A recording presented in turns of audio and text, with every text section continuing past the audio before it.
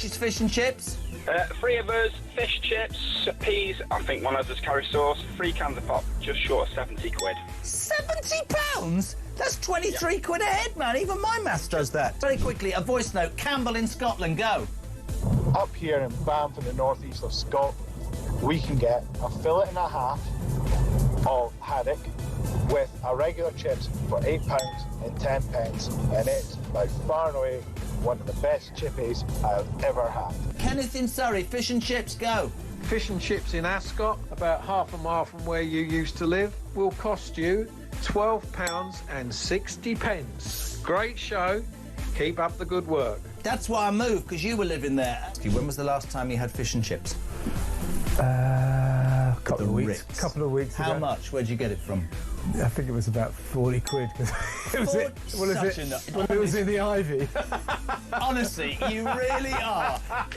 For any of you who think he's a man of the people, I nearly said you're a...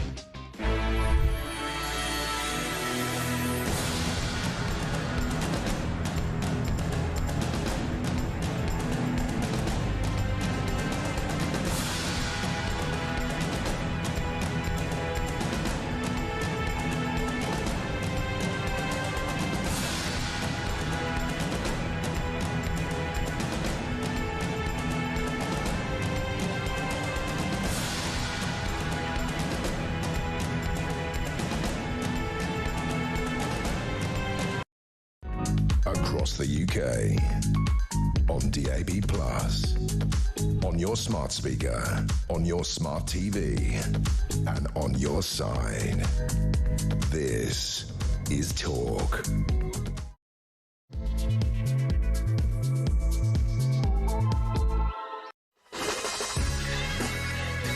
Good morning and welcome to Morning Glory. It's coming up to 3 minutes past 6 and the sun is up, ladies and gentlemen. It's another beautiful day. Apparently we're going to hit the 30s by the weekend. So if you've got any plans, you can make them right now. One piece of good news is that the summer sales have already come in and they've hit us early.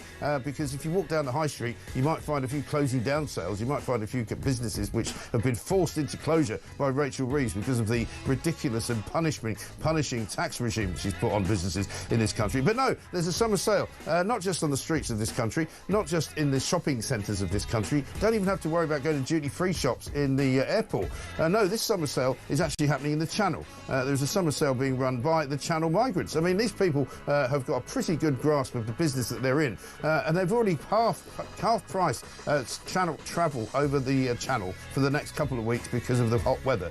So if you're planning to come here from France, if you're currently listening over in Normandy on the shores there in some kind of ramshackle camp, and you're thinking about coming to Britain to make the rest of your life here, well, you can now come for just £2,000. It's a cut price, 1 day only rate. Apparently the Albanians are running it, and if you want to come, you should come now. That is actually a true story. You wouldn't believe it. I'm not making it up. Chloe Dobbs is here this morning. Chloe, very good morning to you. Lots of migrant stories around this morning, including, of course, the one that says there's one dinghy migrant now coming every 5 minutes. That's a story in The Sun. There's a Rochdale grooming gang that can't be deported because, of course, it really upset their family life. And there's another trans robber, the migrant of the day, who can't be deported to Algeria despite committing heinous crimes for about the last 10 years. No, he can't go back to Algeria because they might make fun of him. Absolutely extraordinary. We're still watching, of course, what's happening in the Middle East. Donald Trump on the front pages says he might attack Iran, he might not. We'll just have to wait and see. And meanwhile, Lord Hermer, who is, of course, the Attorney General, a human rights lawyer, says that war on Iran may be illegal. So if Britain starts joining in, he might have to fall out with his best mate, Sir Keir Starmer, who's been very quiet on Iran. Why? Because nobody's telling him anything, because he's not actually trusted with any confidential information. So he's out of the intelligence route, he's out of the intelligence network, he doesn't know what is actually happening. We're going to talk about benefits as well, because benefits have risen by £750,000 just in the last few months. We've got all sorts of problems with the PIP scenario. The cuts are going to be a catastrophe, according to the front page of the Mirror. We're going to be talking about a woman who's been murdered for her Rolex in what might be considered an upmarket part of London, where drug dealers were doing their business every single day. And finally, HS2 trains. We learned yesterday that they're not going to be ready to run until probably sometime near the end of 2038 or 39. It now turns out that the fast train is going to be going slow. Why? Because they need to save some money. What an absolute shambles. 5 minutes past 6. This is Morning Glory. Let's get it on.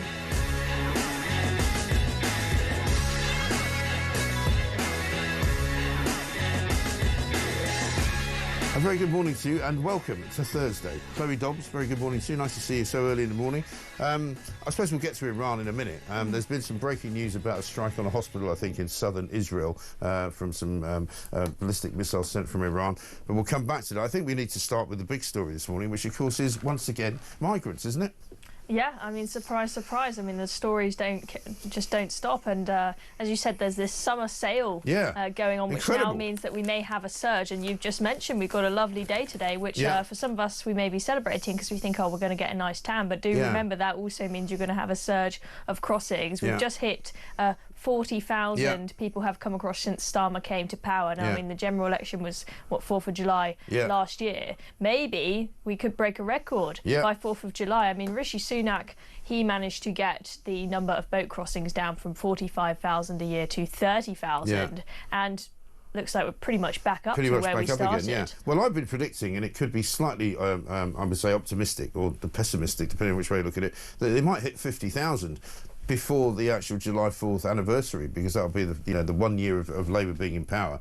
Because it's not inconceivable. When we've had 2,000 people come, I think, in the last few days alone. So, if they carry on with the record, with the numbers where they could get sort of, 500 a day, suddenly in 2 weeks you've got an awful lot of people. And it's not going to be far off 50,000. Yeah, we've got some great weather coming up, and so it could be between 45,000 or even hitting 50,000, or it could be, even if we don't hit 50,000 by 4th of July, it could be that the figure for the whole of 2025, by the time we get to the end of the year, that we are on 50,000, because there doesn't seem to be any sign of this letting up. No sign of smashing the gangs. I mean, apparently the police in France may be able to start getting their toes a little bit wet, but I doubt that is going to. And they've started firing tear gas at them, right? Which doesn't seem to be having the desired effect, because when they fire tear gas at them, they all run out from the sand dunes onto the beach and into the water to get onto the boats. So, there have been a lot of journalists going out there over the past few weeks getting videos of this absolute shambles, where you see the migrants, they'll be stood there in their buoyancy aids,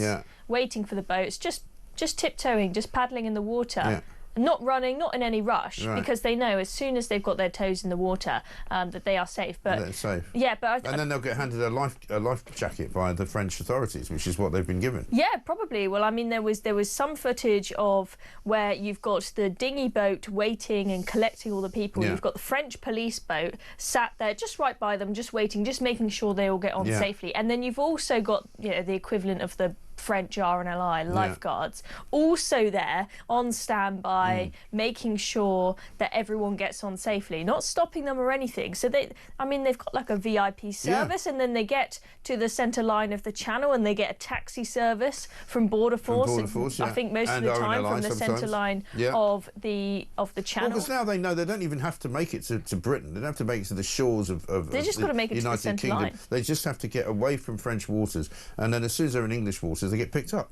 Yeah, exactly. Sometimes even before that. And when we had Rachel Reeves's spending review, I think she announced a bunch of more money. I can't remember the exact figure for Border Force. We know exactly where that's going to go. That's just going to improve the taxi service. Put a couple more boats on, a few more shifts. Exactly. But this is what the story of the Telegraph says. Smugglers are offering half-price trips in a summer sale to cash in on the heatwave. Albanian crime gangs offering channel crossings for £2,000 per person, the lowest price since 2002, partly in an attempt to lure their countrymen back to small boats as a route to the UK, because the number of Albanians apparently coming across the channel has slumped from 12,658 in 2022 to 630 last year. Well, funnily enough, that's because we've actually implemented a fast-track deportation agreement, right? So now that people are being sent back to Albania when they come, they're not actually coming in so many numbers. Who would have thought that if you actually start deporting people properly, they won't come back? I mean, surprise, surprise. It's not rocket science. But I mean, the Labour Party, they got rid of the only deterrent that we had for the rest of them the day they came into power. They scrapped the Rwanda plan straight away. And then you've got Keir Starmer on one of his many foreign trips gallivanting off to Albania saying, oh, please, can you? We scrap Rwanda, but can you take our migrants Can you take instead? them? Yeah, I know. Unbelievable. And apparently it says here the lower prices are thought to be behind the increase in the number of poorer migrants making the journey. Eritreans were the most common nationality arriving in the 3 months to June, accounting for 1 in 5 of the 1,291 arrivals. So more people from Eritrea here than ever. And I remind you, I think we've spoken about this before, Chloe. Back in sort of, I think it was March or April, there was a big sort of street fight in the streets of Sheffield between two marauding gangs of Eritreans. One group that support the Eritrean government, one group that don't support the Eritrean government. But you can imagine this happening in the streets of Britain in 2025. You know, sort of tribal fighting going on in the high street of Sheffield. Well, I mean, we've had lots of reports just over the past few days of things really kicking off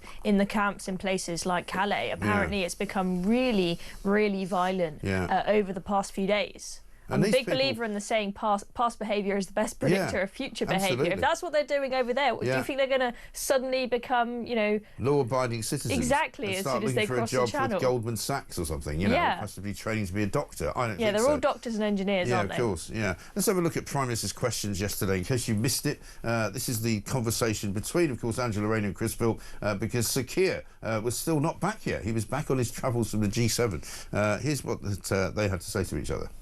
Baroness Casey's report also said that a significant number of rape gang perpetrators were non-UK nationals or were asylum seekers, many of whom entered the country illegally. And we know, of course, that most illegal immigrants crossing the Channel are young men, contrary to what the Chief Secretary said last week. So does the Deputy Prime Minister now accept that the small boats crisis is a crisis of public safety as well as a border crisis? Working with our allies, we've carried out a series of major arrests to tackle smuggling gangs behind this vile trade. In the past month, a ringleader that smuggled almost 4,000 migrants has been jailed for 25 years. We could go further thanks to the law enforcement agreements we struck with Germany, Italy, Serbia and the Balkan states. In stark contrast to the honourable gentleman, he was the man at the heart of the Home Office when immigration soared. We lost control of our borders and spent £700 million of taxpayers' money on persuading just 4 volunteers to be removed from Rwanda. I take no lectures. If she wants to find out who's lost control of our borders, I suggest she looks to her immediate right.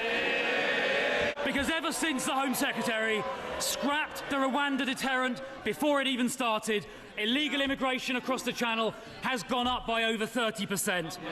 And so far this year, 2025 has been the worst year in history for illegal immigrants crossing the Channel. That is on her watch. That is down to her government. Where's Italia, by the way? She's helped to do some deals with Italia. And people say, oh, don't make fun of her, she's working class. No, you don't get to say Italia just because you're working class and you can't remember the name of Italy. You know, that means you're an idiot. Also, the person that she claims to have put behind bars for 25 years, the ringleader, the one ringleader they put in prison, was actually arrested in 2023. You know, I'm not going to defend the Tories' record here, but this was not a Labour plan to arrest a ringleader of a smuggling gang. He was arrested in 2023 when Rishi Sunak was Prime Minister. So, you know, there goes that particular claim for victory. Yeah, I mean, Labour, they try and, with this and every other area of policy where they're failing, they try and give us these little nuggets that their Labour spin doctors try to spin as far as possible to make it look like they're succeeding. Yeah, and they think... I do think they think that we are idiots. They think that we are fools that we're going to believe this. They think we're going to go, oh, Angela Rayner said at PMQs they've locked somebody up. They've locked somebody up, so they must be smashing the gangs. Even though, as Chris Philp said there, we've got the highest number on record crossing the Channel. They think that we're going to fall for it, and they keep on talking time and time again about whatever the number is of the number of people that they've deported. Deportations are up. The number hasn't changed, by the way, because they did it in November, and then most of the people they deported wanted to go back. Yeah, exactly. It's people they've paid to go back. It's low-hanging fruit. It's not... You know, it's people like Vietnamese labour workers. It's not people who are, you know, potentially, you know, fighting-age men from Afghanistan who have come from a backwards culture where women are mistreated. Those are the kind of people that people are concerned about having on the streets of Britain. Yet Labour are like, oh, yay, we're doing a great job because we've deported all of these people. Right. We're not falling for it. And, you know, really not. And I think of those 30 or so thousand people that they deported, only 2,000 of them were actually illegal migrants who had come on small boats, because the rest of them were people who had come here all sorts of other ways. They're just visa overstayers. And sure, maybe they shouldn't be in the country, but is that really the top priority? They just wanted to get some easy win. That's all they do. They don't... I really think that the Labour politicians, the people in the cabinet, and Keir Starmer, I don't think they are genuinely in politics because they really want to make meaningful change. Yeah. They are just there, just trying to survive, just coasting, thinking, oh, what headline can we put out that makes it look like we're doing something good for this country? They know they're not doing anything good for the country, and they're really just not. trying to make it look like they are. And you know, I'm so bored of watching PMQs, to be honest, because every single response to every question they get about where Labour is failing, they just say, oh, well, the Tories messed it up. Yeah. It's like, we know that the Tories did a bad job. That, we figured that out by now. But you've been here they've for been a year now, and it's only gotten worse. And they haven't fixed it. Let's go back to November, before we bore you with another PMQ's video. This is Starmer from last November on that one ringleader that they arrested. It is good news that today a man suspected of being a significant supplier of small boat equipment has been arrested. Criminal gangs have been getting away with this for far too long. I want to thank the UK National Crime Agency, along with their Dutch and Belgian counterparts, for all their hard work and their crucial role in this investigation. It's exactly what we want to see. And it shows that our approach of working with international partners to smash the people smuggling gangs is bearing fruit. In just over 4 months since the election, we've rapidly set up a new border security command, bringing together key agencies to disrupt people smuggling gangs. It's not easy to say that, people smuggling gangs. You can get it wrong really easily. Amazing, isn't it? It sounds like they've arrested Al Capone, you know. So that's the end of the business then. We've got this guy, we've snatched him, we've taken him a very significant supply of boat parts, right? And it's so significant, since he's been missing, the number of people coming in boats has increased. Does he know how many gang members there are? Does he think there are just 3 blokes running the whole operation? This guy was clearly one of those guys that hangs around the nightclubs of the West End telling girls that he runs a smuggling gang and actually doesn't really run anything. You know, he runs a small sort of, cigarette smuggling operation over there. Because otherwise, if he was a really significant kingpin, surely the numbers of people coming would have gone down. Yeah, I mean, I think Keir Starmer... old-fashioned. I think Keir Starmer massively underestimates how innovative and adaptive these gangs are. So you've seen over the years the people who are running the gangs has actually changed a lot. Yeah. As soon as they crack down on one gang, another one pops up. I think we've heard Richard Tice saying a lot of times that it's just like a game of whack-a-mole. Yeah. This smash. Well, we've had strategy. Iraqi-run gangs. We've now got Albanian-run gangs. You know, they can they move around. These guys Europe. are smart, right? Remember, lorries was the whole thing before the boats, and then as soon as they crack down on the lorries, they adapt and they've gone for the boats. In fact, now that there's more of a focus on cracking down on the boats, that you're seeing more lorry crossings happening. We're now hearing these cases of people paying 20 grand to get fake documents to fly into the country. I mean, Nigel Farage got it right yesterday. There's big money there. Nigel Farage got it right yesterday. He said, look, the problem here is it's our fault. The reason people are coming here is because it's attractive as a place to come, because of the way they get treated once they get here. That's where the problem is. Once you stop doing that, they'll stop coming. Once you start deporting them properly and making it clear that if they land here illegally, they'll never be able to stay, then they'll stop coming. You know, there's all kinds of ways of treating them better and actually treating them more humanely, but also kicking them out. You know, that needs to be done, because there's no point otherwise in blaming the French or blaming anybody else. And here's a clip now from Nigel. He was here with us yesterday. The current course we're on is failing. And we can sit and criticise the French, you know, who've already had £800 million. And from Reeves's statement last week, I can see there's another couple of £100 million going their way. Even if the French do their stuff and start dragging them out of the water, those boats are launching from Dunkirk down to Berck. It's 100 miles of French beach. We will never stop the boats from leaving France. They need 10,000 soldiers on the beaches to stop every boat from going. The reason they're coming isn't the French's fault. The reason they're coming, it's our fault. It's about time we faced up to them. Yeah, I think he's absolutely right. By the way, just to add insult to injury, one of the many migrant stories we've got today, including a convicted Algerian burglar and robber who's avoided deportation after claiming to be gay and transgender, apparently. Apparently they make fun of people like that in Algeria. How about this guy, Sadiq Nikzad, who's now an Afghani asylum seeker. He entered the UK illegally on a small boat. He kicked off in court yesterday after he was put in jail for raping a 15-year-old schoolgirl. Apparently he claimed he'd not been educated on cultural differences before he came to Britain. So what, in Afghanistan it's all right to rape 15-year-old girls, is it? Is that generally what happens in Afghanistan? Yeah, I think that is normal in Afghanistan. Yeah. And why is it any surprise that if you bring a load of people to this country who come from a culture where marrying little girls who are like 12 years old is normal, why do you expect them to act differently? Yeah. And I understand there is an argument to be made that, oh, a lot of the people who are coming here from these countries, they're coming to these countries because they hate the scary culture in that place. That's what they say. But if you look at the stats that are coming out, I know they've been hiding them for a long time in this country, but we've seen more stats starting to come out now. We've seen stats coming out in places like Germany, Italy. We know it is crystal clear that people coming from countries like Afghanistan, who are the most predominant group coming across on the boats, they have a way higher propensity. I think in Italy it was like 17 to 18 times more likely to commit rape or sexual assault than a typical Italian, right?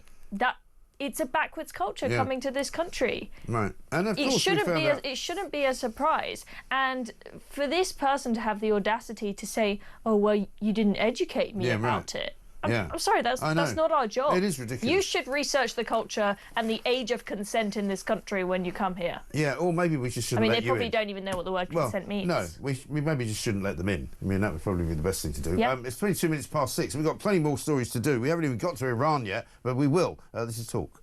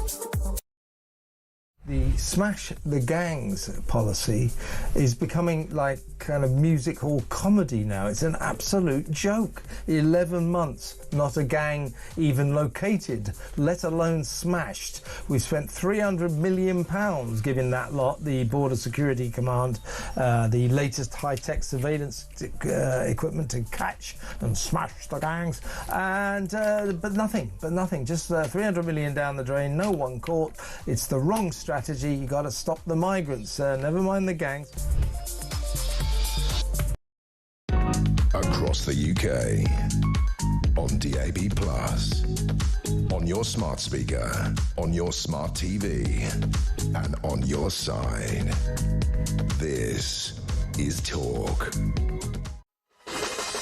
Welcome back to Morning Glory, 24 minutes past 6. I'm Mike Graham with you all the way through, of course, until 10 o'clock. Front pages this morning very much full of stories about the war on Iran impending, whether it's going to be happening from Trump's perspective, whether it's going to be happening from Britain's perspective. War of the words, it says on the front page of the Sun. Middle East on the brink. Donald Trump last night warned Iran it has got a lot of trouble as his war on words ramped up. He declared next week is going to be very big after he was asked whether the US will join Israel's devastating military reaction, and he said, I may do it and I may not do it. Front page of the Telegraph's interesting. They say Lord Hermer, the Attorney General, has warned Sir Keir Starmer that UK involvement in a US attack on Iran could be illegal. I mean, this is not what we need from, you know, a bloke who's supposed to be part of the government, is it? He's supposed to be advising the government on matters of law regarding the way that Britain runs itself. He's not supposed to be involved in international law. He's not supposed to be involved in international conflict, is he? I mean, what's it got to do with him? I mean, Lord Hermer, I mean, I'm no expert on exactly what is meant to be in his job brief down to each bullet point, but this guy has been in the news constantly with mess up after mess up. We had him involved with, you know, he had the opportunity to review the Lucy Connolly sentencing for 31 months for a tweet, absolutely fine. He's been back in the news, well, he's in the news twice today. It's not just his front page, but it's another case of him not bothering to review unduly lenient sentencings to rape gang perpetrators, and then this, and I'm really quite worried. I mean, you know, Trump will ultimately make the big calls here, but I am worried that Starmer is not going to have his wits about him about what needs to be done to make sure that Iran does not become a power with a nuclear weapon that could be incredibly dangerous. He's just saying, oh, you know, just de-escalate, everyone just have a ceasefire and calm down. And so that's not going to solve... That was the G7 position, wasn't it? Because they don't know anything. As soon as Donald Trump walked out of the G7 meeting, it was very clear that G7 actually doesn't mean very much without America. Because, one, they don't have any intelligence from America that's been given to them, because they won't share it with Macron, they won't share it with Carney, and they won't now share it with Starmer. So he's been very, very busy on Twitter talking about how great it is at the G7. He's not said anything about Iran at all, because he doesn't know anything. Because nobody's telling him anything. He's terrified, and even if deep down he knows that the right thing to do is to make sure that the horrific Islamist regime that is developing a nuclear bomb is gone in Iran and that Israel are doing the right thing, he will be terrified to say so. I mean, you've got all of these Free Palestine lefties saying, oh, evil Israel bombing Iran, they're just killing civilians for the fun of it, they're so horrible, the evil West, evil Israelis. Even though the Iranians are celebrating, they're like, thank you, Israel, thank you for coming and saving us from this horrible death cult. There are all these videos now going around of girls dancing in the streets with their hair down, they've taken their hijabs off. I mean, this would be, we are on potentially moments away from getting rid of this horrific regime that has, you know, tortured and treated horribly the Iranian people. There are about 9 million Iranians living in the West who have fled that horrible regime. We could get rid of them for good. But you've got all of these idiots saying, oh, evil Israel, how dare they? But this is how far they've gone, isn't it? Because any sort of enemy of Israel almost is a friend of theirs. It's as if they don't know that Hamas have been bankrolled by these people, as have Hezbollah, as have the Houthis. You know, Iran is the kind of the poison at the centre of the Middle East, which is funding all of these proxies to attack Israel from every single side, and also to attack Britain, by the way, to attack British ships in the Red Sea, you know, to send, you know, operatives to this country to disrupt and or create terror and commit terrorist attacks. You know, this is a dangerous regime in a dangerous country. The idea that people on the left, like Lord Hermer, don't think they should be in any way troubled because that might be illegal is a nonsense. Complete nonsense. Yeah, and thank God Trump actually knows who these monsters are and is willing to be tough on them. You saw a massive softening of the relationship with Iran under Biden. I believe Trump said when he was in power the first time, he said to China, if you buy a single barrel of oil from Iran, like we're not trading at all. But then Biden went all soft, and all the money that Iran then got, consequently, they've just used it to fund Hamas, Hezbollah, and to Houthis. build up their missile sort of supply so they can keep firing them at Israel, which is what they've done this morning, and they've hit a hospital apparently. Exactly, and a lot of people are saying, oh, Israel is starting World War III, and now they're saying, oh, Trump's a massive hypocrite because he said he doesn't want to start any wars, and now he's considering getting involved here. What Israel is doing is preventing World War III, because if Iran developed a nuclear bomb and then attacked Israel with it, America would be obliged to respond. We don't want a nuclear war. We don't want humanity wiped off. It's funny how these lefties, though, don't accuse the government of trying to start World War III by supplying arms and aid to Ukraine. so that they can fight the Russians. You know, that's not starting World War III, is it? Funny that. Let's have a listen to what Keir Starmer said to Beth Rigby when she asked him about Iran. It sounds like an American attack could be imminent. Do you know what's going on?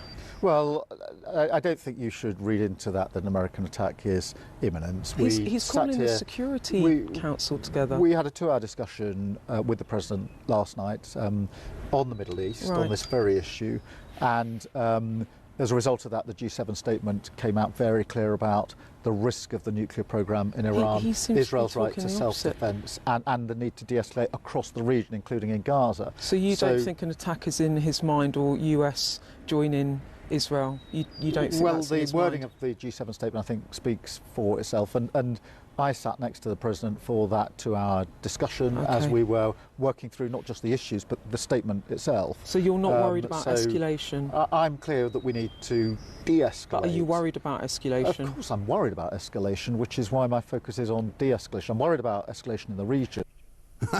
He is so dull. He hasn't got a clue, has he? I mean, that whole interview with Beth Rigby was a train wreck, because the other part of that we haven't looked at there was where he was defending himself, saying that people calling for a national inquiry are jumping on a far right bandwagon. We did all that yesterday, right? Yeah, and then this. I mean, the whole thing is just total train wreck. Right. And he sounds so managerial. Yeah, it would have been simpler when she said, "Do you know what's going on?" If you just said no.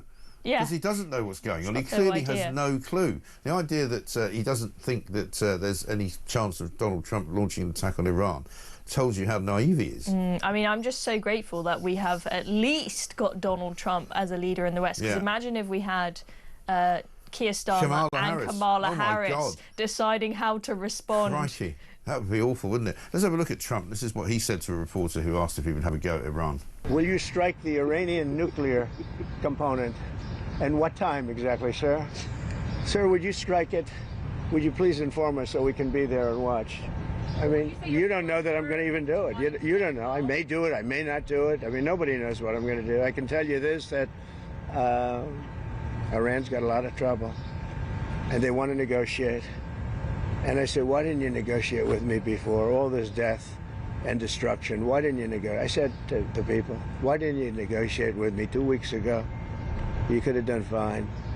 You would have had a country. It's very sad to watch this. I mean, I've never seen anything like it. It's so, you know, everyone thought it was going to be the reverse. I didn't think so. And I was telling them, you gotta do something. You gotta negotiate. It's always about negotiation with him, isn't it? Times says Britain could support US to strike Iran from the air. Britain is weighing up whether to provide the United States with military support in the event of President Trump deciding to bomb Iran amid mounting concerns the UK will be dragged into the conflict. Well, the UK is not going to be dragged into any conflict, I don't think, but there is a point at which you either, you know, stand with your allies or you don't. I mean, this is how terrible this regime in Britain now is, that they're not really sure what to do. It seems as though they're kind of undecided. Should we really help out Israel? Because there's so many people in their party that hate Israel. I think we need to do what we need to do to topple the IRGC. They are on the brink of collapse. We've just had military leaders in Iran start all pledging allegiance to Pahlavi, the Shah. We've had Israel manage to wipe out the intelligence services, the leader, the deputy leader. That was a brilliant moment where they took out the Iranian state TV. They are really going for all of their infrastructure. We've now got Khamenei hiding in some bunker somewhere. Right. He may or may not and they'll live. find him if they need to. And the Iranians, they have all come out on the streets now and they are shouting death to Khamenei. You know, they are ready to be free.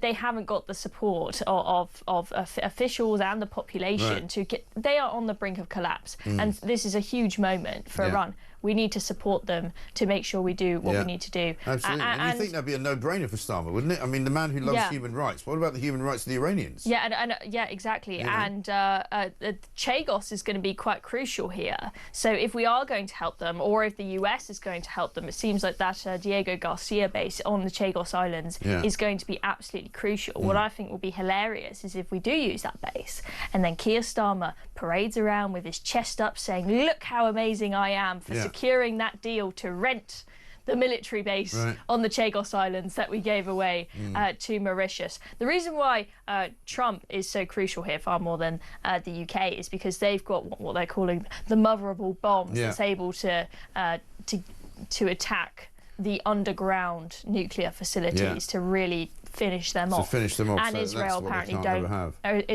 don't have one of these mother of all bombs, as they're calling it. No, of course. Well, we'll figure out what's going on throughout the course of the day. We've got a lot of messages coming in. Let's get a voice note from Kitty on Angela Rayner. Morning, Mike. Kitty from Kent here. After a long absence, Ange Rayner has just knocked on my door and wants a word. Here, Mike, it's Angie. Listen, stop taking the mickey out of me saying Italia, right? It's what us cosmopolitan people call it. I've been flying around the world, first class, especially to Italia. And it's what us, like, in Islington around the dinner table say, because we're dead posh. I'm dead posh. Can't you tell, Mike? Look at me hair. Look at me clothes. Thank you, Kitty. That'll cheer people up. Jane says maybe Rayner thinks Italia is the capital of Ethiopia. Yeah, very possibly. Mike, why don't the Tories just read out all the votes Labour made against any immigration control in the next Prime Minister's questions? That's from Betty. Morning, Mike, says Nan in Wales. I'm bleeding sick of this small boats fast. Put the Navy in the Channel and stop fannying around. Protect the border. Do your bloody job. Well, that would be nice, wouldn't it? That would be nice. Coming up, talking about flying around the world, there's a Labour climate envoy who's apparently flown around the world 3 times, basically, in terms of the number of flights she's taken, just since they've been in. And we'll be finding out why the EU wants to charge even more money for Brits to visit the European continent in the future. This is Talk.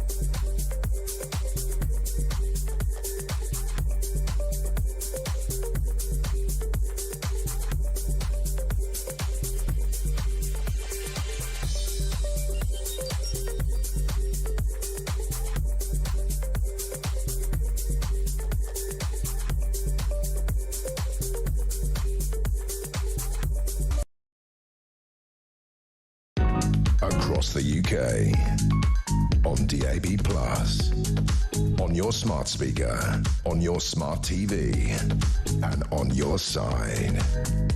This. Welcome back to Morning Glory, 6:37. I'm Mike Graham with you all the way through, of course, until 10 o'clock. It is Thursday.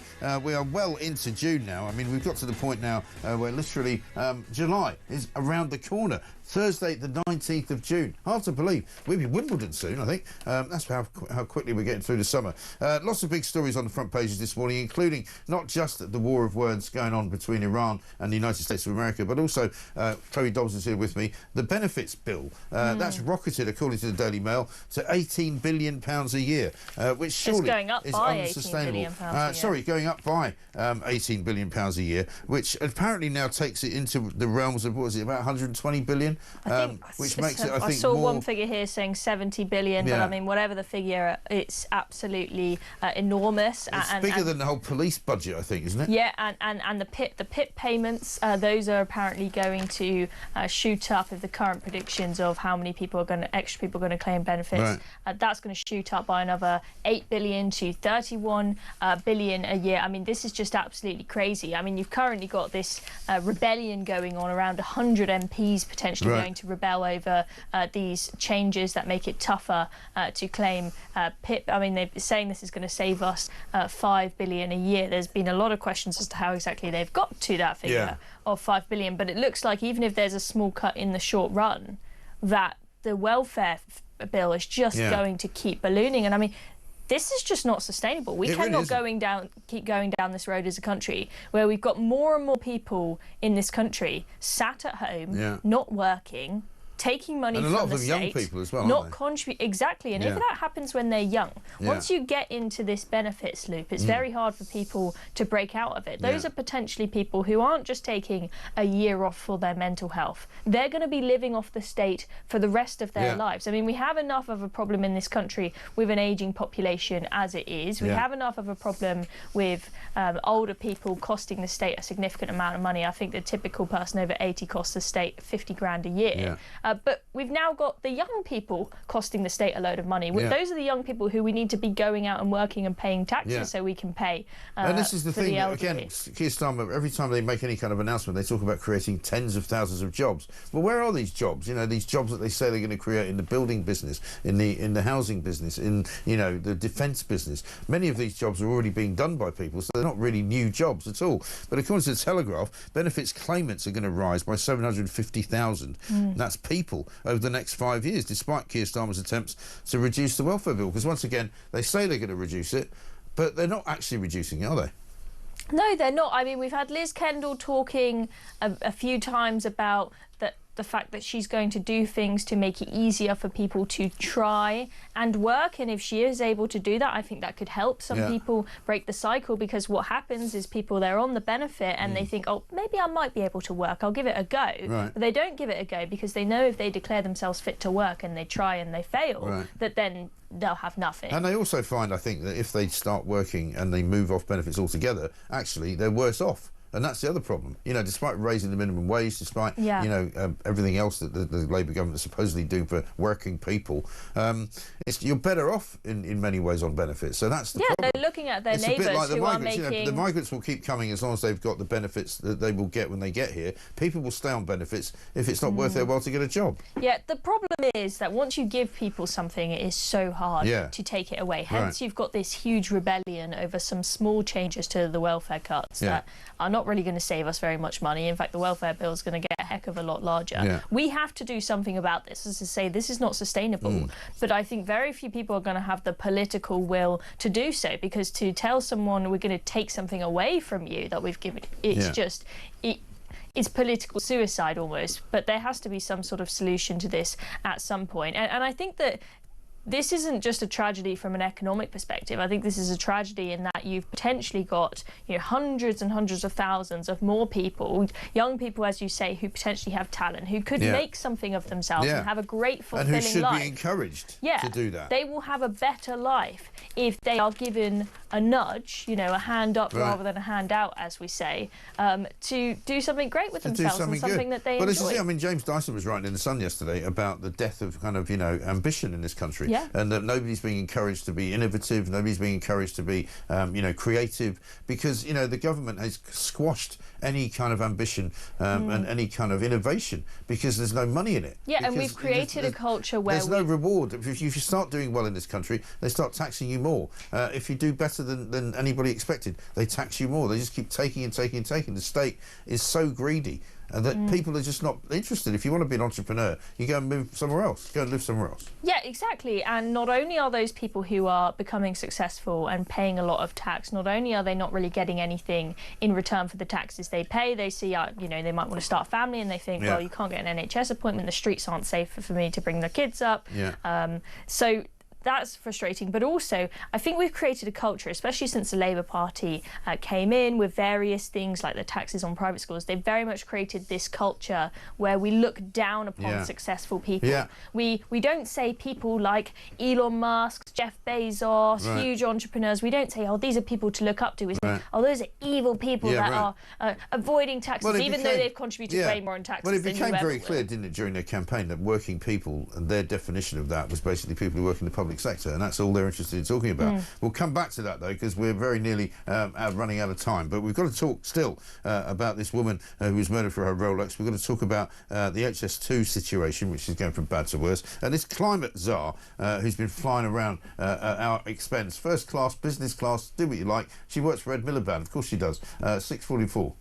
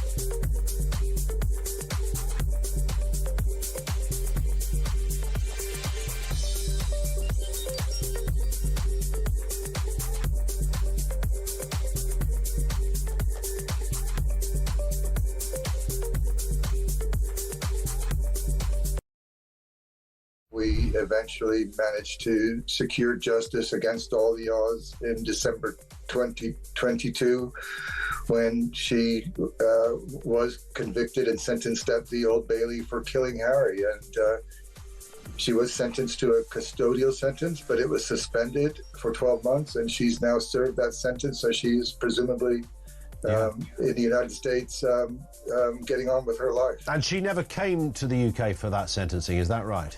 No, our plan was to bring her back physically, but then COVID hit.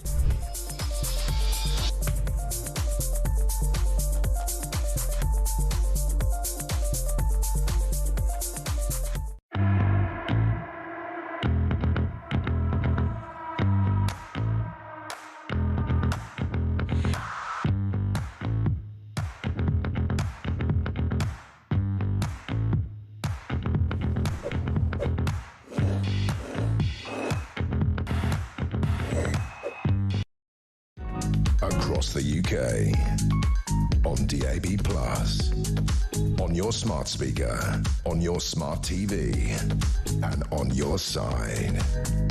This is Talk.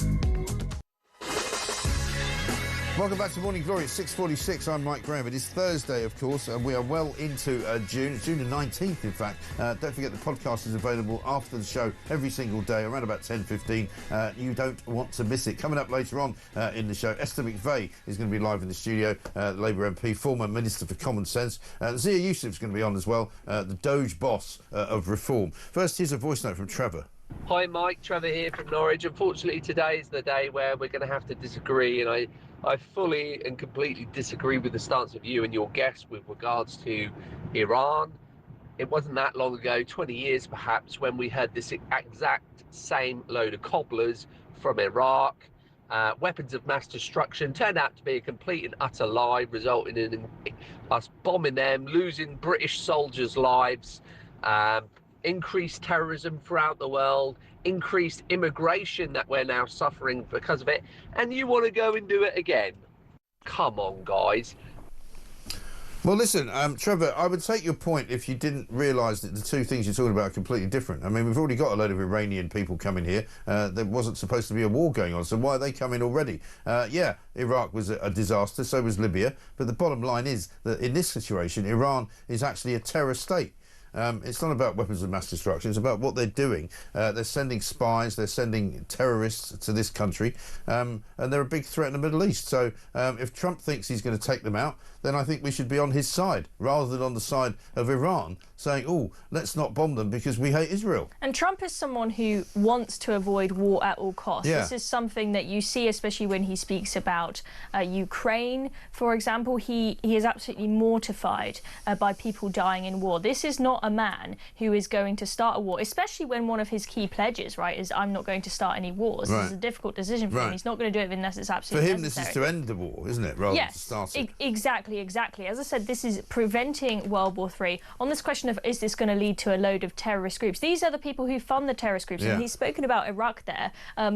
Iran, they fund all these terrorist groups in Iraq. Also, another thing is that the Shah, the old king, he's ready to come back. In fact, apparently he's been putting out videos saying he is ready. They've got a plan to come back and have a stable governance there. So it's not like, because I know we were worried with Syria, for example, when the Assad regime fell as well, is that we now got these random terrorist organisations running the show. I do not think that is going to happen in Iran. I understand there are reasons to be worried. It's a very different time. Trevor, I take your point, but it's a completely different time and it's a completely different reason for why this particular action will likely happen. But let's move on, because we've talked enough about Iran. There's plenty to talk about here. Late, billions over budget, and now HS2 trains are set to run slow. That's what it says on the front page of the Times, because the original design of HS2, which was way back in 2012, by the way, was going to have a network linking London, Birmingham, Manchester and Leeds, with trains that travel at 248 miles an hour, cutting the London-Manchester journey time to just over an hour, which would have been brilliant. You know, sounds great on paper, doesn't it? But again, like a lot of these government projects, and you can blame the Tories for this, you can blame everybody who's had their hand in it. Basically, it's now not going to go anywhere near Manchester or Leeds. It's only going to go to Birmingham. The trains are not going to come straight into London to Euston. They're going to come to a separate part of London called Old Oak Common, where you're going to have to get another train to take you into Euston.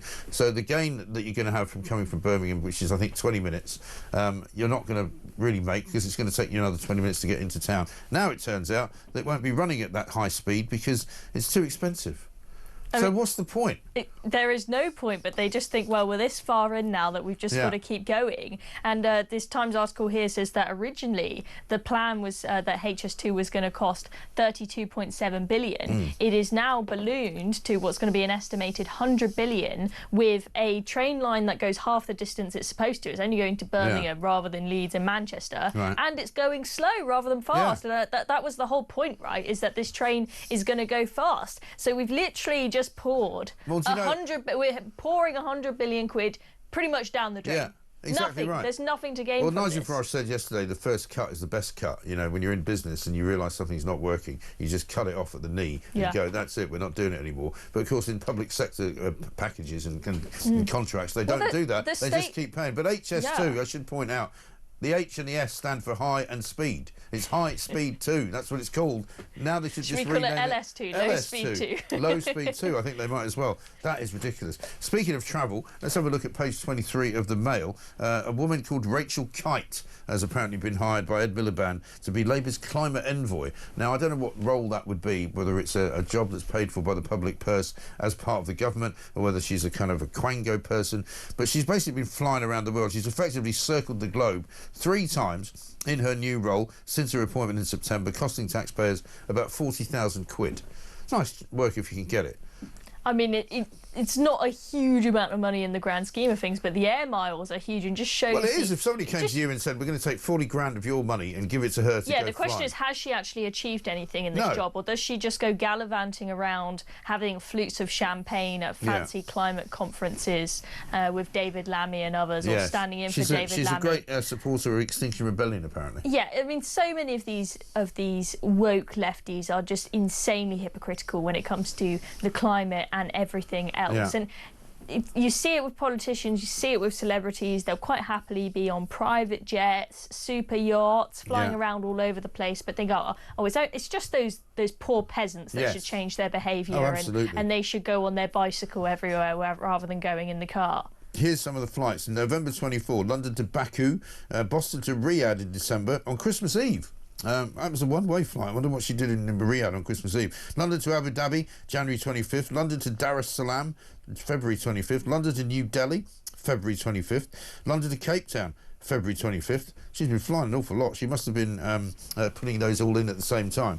Johannesburg to London, March 25th. Washington, D.C. to London, April 25th. I mean, it really is. It sounds like quite a fun job. Richard Tice has said the climate envoy is more like a travel writer travelling around the world to exotic locations. I mean, you know, there are so many people. We've spoken about this HS2 waste, and then this woman here. There is going to be an absolute bloodbath if Reform win the election in 2029. There are going to be so many people that get fired en masse the moment they come in, and she is going to be first on the list. Well, we keep hearing that they're going to be cutting back on the civil service, but nobody ever does. You know, I think every single government in the past 30 years has promised to cut back on civil service jobs, and the few they seem to end up getting more of them. Yeah, and the few people that I know that work in the civil service, they say nobody gets fired. Once you're in there, that's it. It doesn't matter if you do nothing and you send one email a day. And it's not that you won't just get fired. You'll still keep getting promoted. Yeah. I have one friend who's quite ambitious who joined the civil service, and he said he's ripping his hair out, begging them, can you give me more work because I'm bored. And his bosses above him, they're all lazy and do absolutely nothing. And it's driving him crazy because he's far more ambitious than this lot. I bet, absolutely right.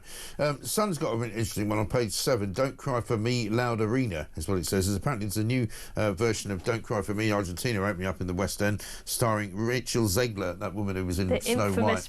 The infamous princess who's made Disney almost go broke. Exactly right. She's going to play Eva Peron, but apparently there's trigger warnings for the show saying that there's loud music and sudden noises. Well, it's a musical. You know, of course there's loud music. I mean, I won't swear, but no, you know what, Sherlock. Yeah, I know. I mean, you're going to the theatre, Don't you know what happens there? I wonder if people don't know, because all they've been used to is sitting in their living rooms watching Netflix or something. You actually go to a theatre where it's drama. Yeah, maybe post-COVID we have to warn people that there actually might be some noise if you go to the theatre. A production of Oliver advises viewers it will include themes of poverty, hunger and crime. Phantom of the Opera audiences were told it would include smoke and loud bangs. And then a production of The Full Monty said it might show a bit of nudity. Well, surely you would know that, wouldn't you?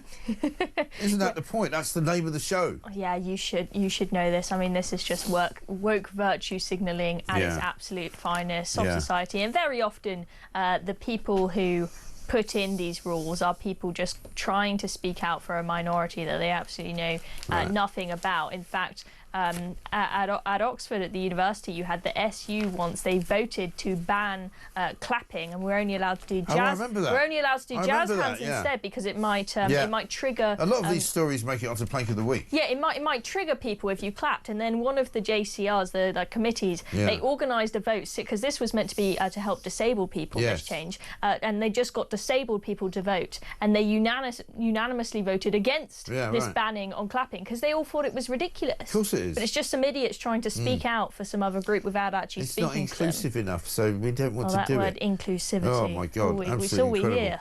Talking of travelling, there's a piece in the Telegraph today that basically says that the EU is plotting to increase fees for British tourists to help Brussels pay for its COVID debts. Officials are considering charging non-EU travellers an increased levy to help reduce the €350 billion common debt. We're already going to be paying a £7 euro fee apparently in autumn in order to get a visa to travel, but they're thinking of charging even more money.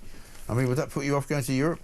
I mean, admittedly, £7 won't put me off going to Europe, but the story here is that nations across the West absolutely just threw money at COVID without any scrutiny whatsoever. I mean, we were talking earlier of HS2 and whatnot, how the state needs to be run like a business. It is not run like a business. I mean, that is one thing with reform that I'm excited for, is that you've actually got businessmen running the show who know how to cut waste. I mean, in COVID, that was just the perfect example of a case where people who have just got no sense with money, no responsibility whatsoever, they thought, oh, the interest rates are low at the moment, so we will literally just throw money at the wall whilst also shutting down the economy, so we've got no revenue coming in. And they thought there would be no consequences for it. And now, years on, we're now in 2025, lockdown started 5 years ago, we're still struggling to deal with the fallout, not just with the financial side of it, but with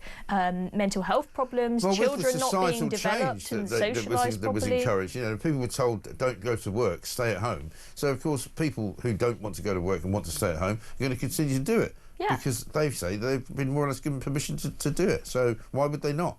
Exactly. I mean, once you give people something, it's hard to take it away, as I said, with the benefits. You let people work from... I'm not against hybrid working. If you're a boss who holds your employees to account, make sure they're actually working, and if they're not good at working from home, you say, well, sorry, you're in 5 days a week. But that's not what happens. But that's not what happens. Everybody knows that people who work from home... They send one email a day. And basically, shirking. And because the temptations to not work are too many. Well, what I've noticed where I live is that now, on Fridays...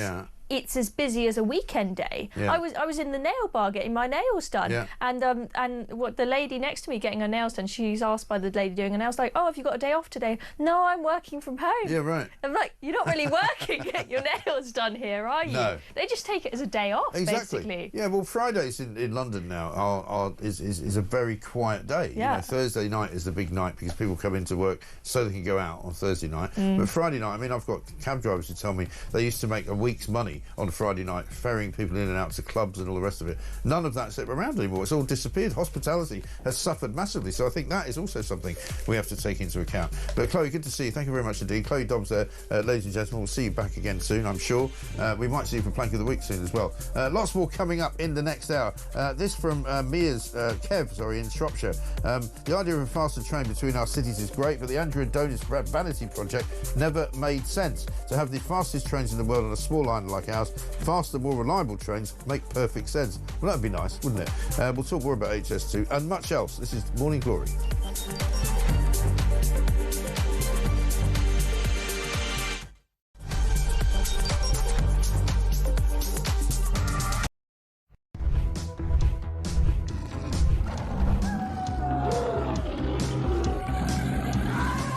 just been talking in the office here about how many of us have been attacked at some point or other by some form of flying beast or any wildlife. I mean, so we'll take your stories this morning.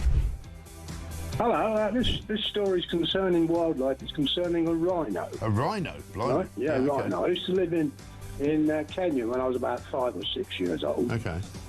And we were in this wildlife park in a grey Morris Minor. This rhino started chasing us.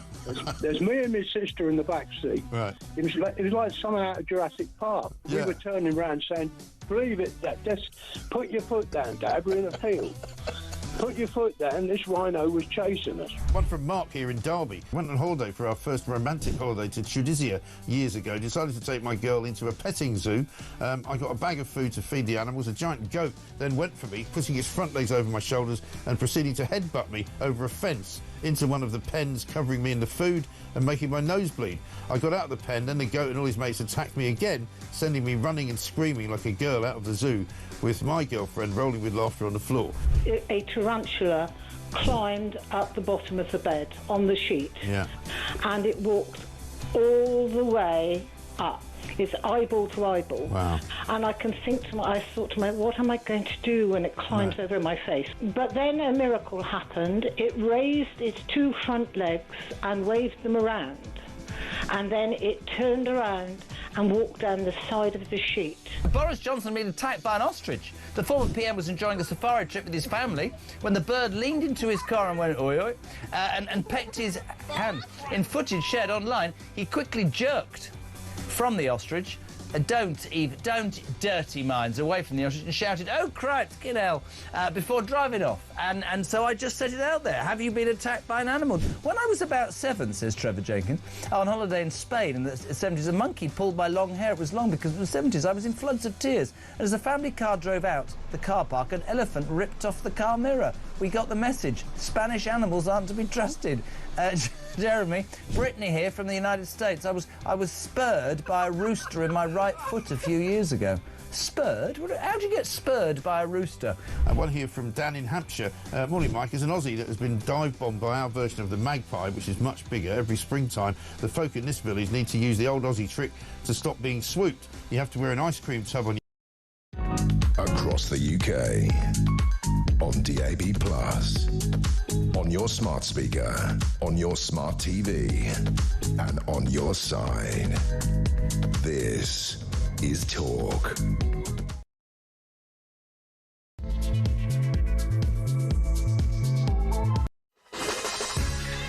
Welcome back to Morning Glory. Coming up to 3 minutes past 7. It is Thursday, the 19th of June, and we've got some breaking news for you, ladies and gentlemen. Donald Trump has approved Iran attack plans and is ready to give orders. That is the word coming out of Washington, D.C. right now. Donald Trump, President of the United States, has reportedly approved US airstrikes on Iran and is waiting to give the final order as the conflict rages on in the Middle East. This morning, we're getting reports in from southern Israel that a hospital has been struck by an Iranian ballistic missile. There may well be some serious casualties there. We'll bring you news on that as and when we get it. But the big news right now is that Donald Trump has approved Iran attack plans and is ready to give orders. Overnight, there were some suggestions that Donald Trump hadn't made up his mind yet. He'd said that basically Iran was in a lot of trouble.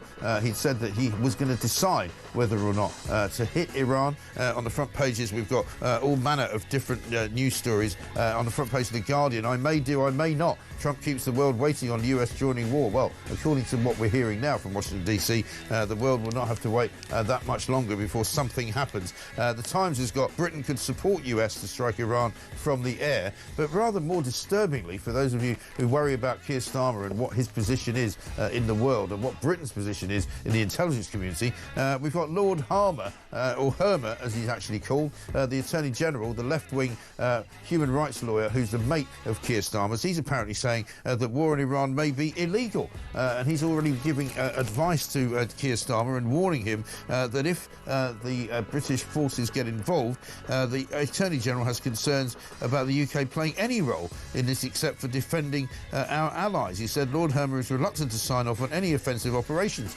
Well, why does he have to sign off on any defensive operations? Coming up, we'll talk to James Price, former government advisor. We'll get his view. Also, an awful lot of migrant stories going around today, including perhaps one of the most ridiculous ones, which is that there's currently a summer sale being offered by Albanian drug smuggling gangs to get people over to Britain even cheaper than normal, literally 50% off, because the weather is that good. And apparently they're saying that if you want to come here, we'll only be charging you 2,000 quid instead of the usual 4,000. Albanian drug gangs know a thing or two about a summer sale. Also, we've got Migrant of the Day, an Algerian criminal who's a recidivist, who's a burglar, who's committed assault, who's committed robbery, who's committed all manner of ridiculous crimes over the course of years. He's been in and out of prison. He can't be deported back to Algeria. Why?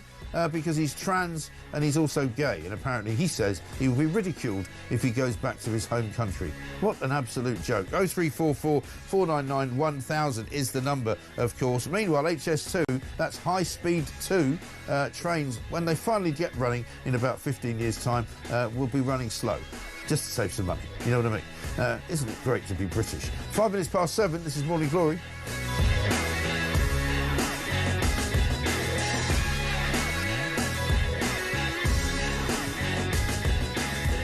Let's get a voice note from Brian on Iran. Morning, Mike, from Southend.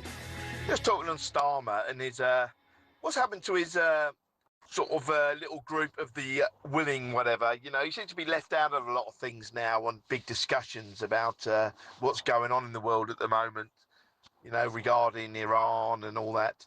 And now he's got some big questions to answer, you know what I mean? Now Trump's sort of thinking, oh, shall we attack Iran or not? And what's Starmer going to do?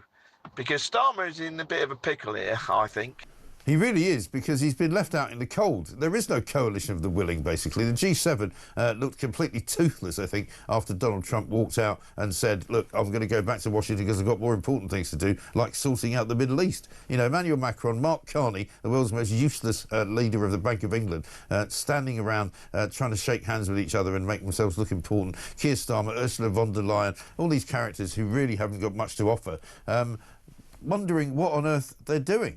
They didn't even come out with a declaration at the end of the G7. Let's talk to James Price. James, very good morning to you.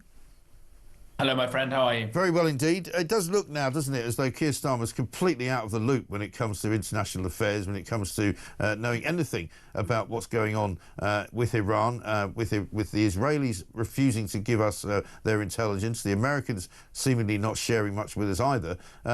He's between a rock and a hard place. And now Lord Hermer, his mate from the Human Rights Brigade, is telling him, well, maybe we shouldn't get involved. I mean, where to even begin with this sort of stuff?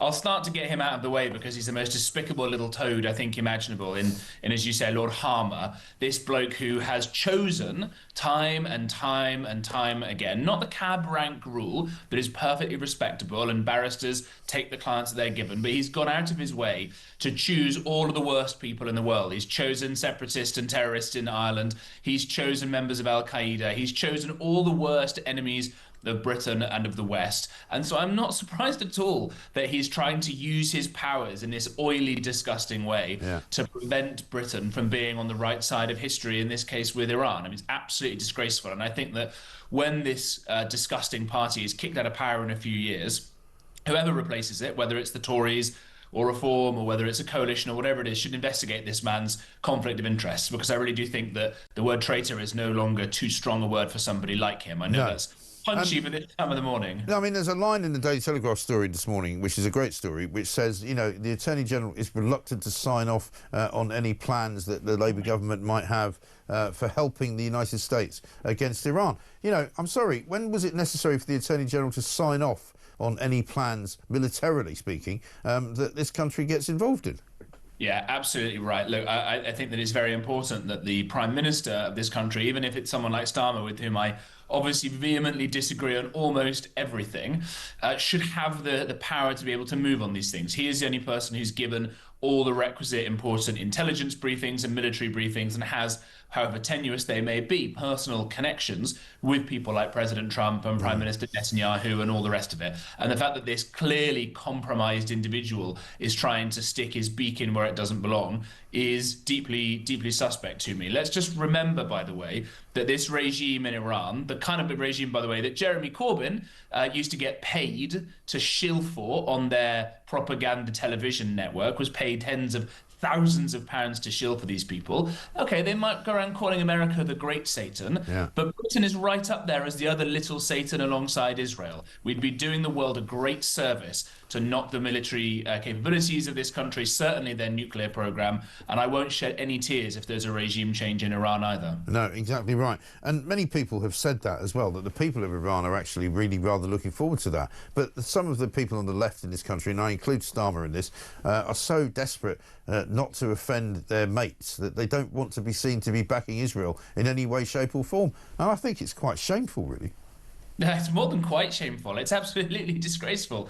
It is this such a weird thing that the rest of us, people like you and me, all the good folks who are listening to this as they probably get up and go to work or whatever they're doing, unlike all the lefties who won't wake up for another few hours yet, are constantly, what are we called? We're called racists and we're called all these horrible things. And yet when you get a very clear example of racism, aka the Iranian regime going around saying, oh, we must go and kill all of the Jews, funnily enough, the anti-racist brigade are nowhere to be seen. And they're running out, I think, at this point, if the Ayatollah does go, of evil, dictatorial, Islamist regimes to cozy up to. I think it would be a very great day to see the world's only, or the Middle East's only democracy finally rid itself of having to live under the shadow of a bunch of Islamo-fascist theocrat nutjobs in Iran. It'd be a great day when everybody around the world could sleep more soundly in their beds at night. I mean, imagine defending a regime that wants to put you in prison for allowing yourself to show your hair to someone. I mean, that's where we're talking about here. But let's have a look at the extremely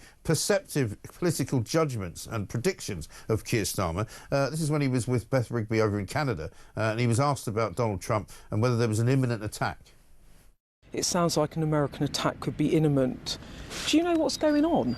Well, I don't think you should read into that an American attack is imminent. He's calling the Security Council together. We had a 2-hour discussion with the President last night on the Middle East, on this very issue, and as a result of that, the G7 statement came out very clear about the risk of the nuclear programme in Iran, Israel's right to self-defence, and the need to de-escalate across the region, including in Gaza. So you don't think an attack is in his mind, or US joining Israel? You don't think that's in his mind? Well, the wording of the G7 statement, I think, speaks for itself, and I sat next to the President for that 2-hour discussion as we were working through not just the issues but the statement itself. So you're not worried about escalation? I'm clear that we need to de-escalate. But are you worried about escalation? Of course I'm worried about escalation, which is why my focus is on de-escalation. I'm worried about escalation in the region.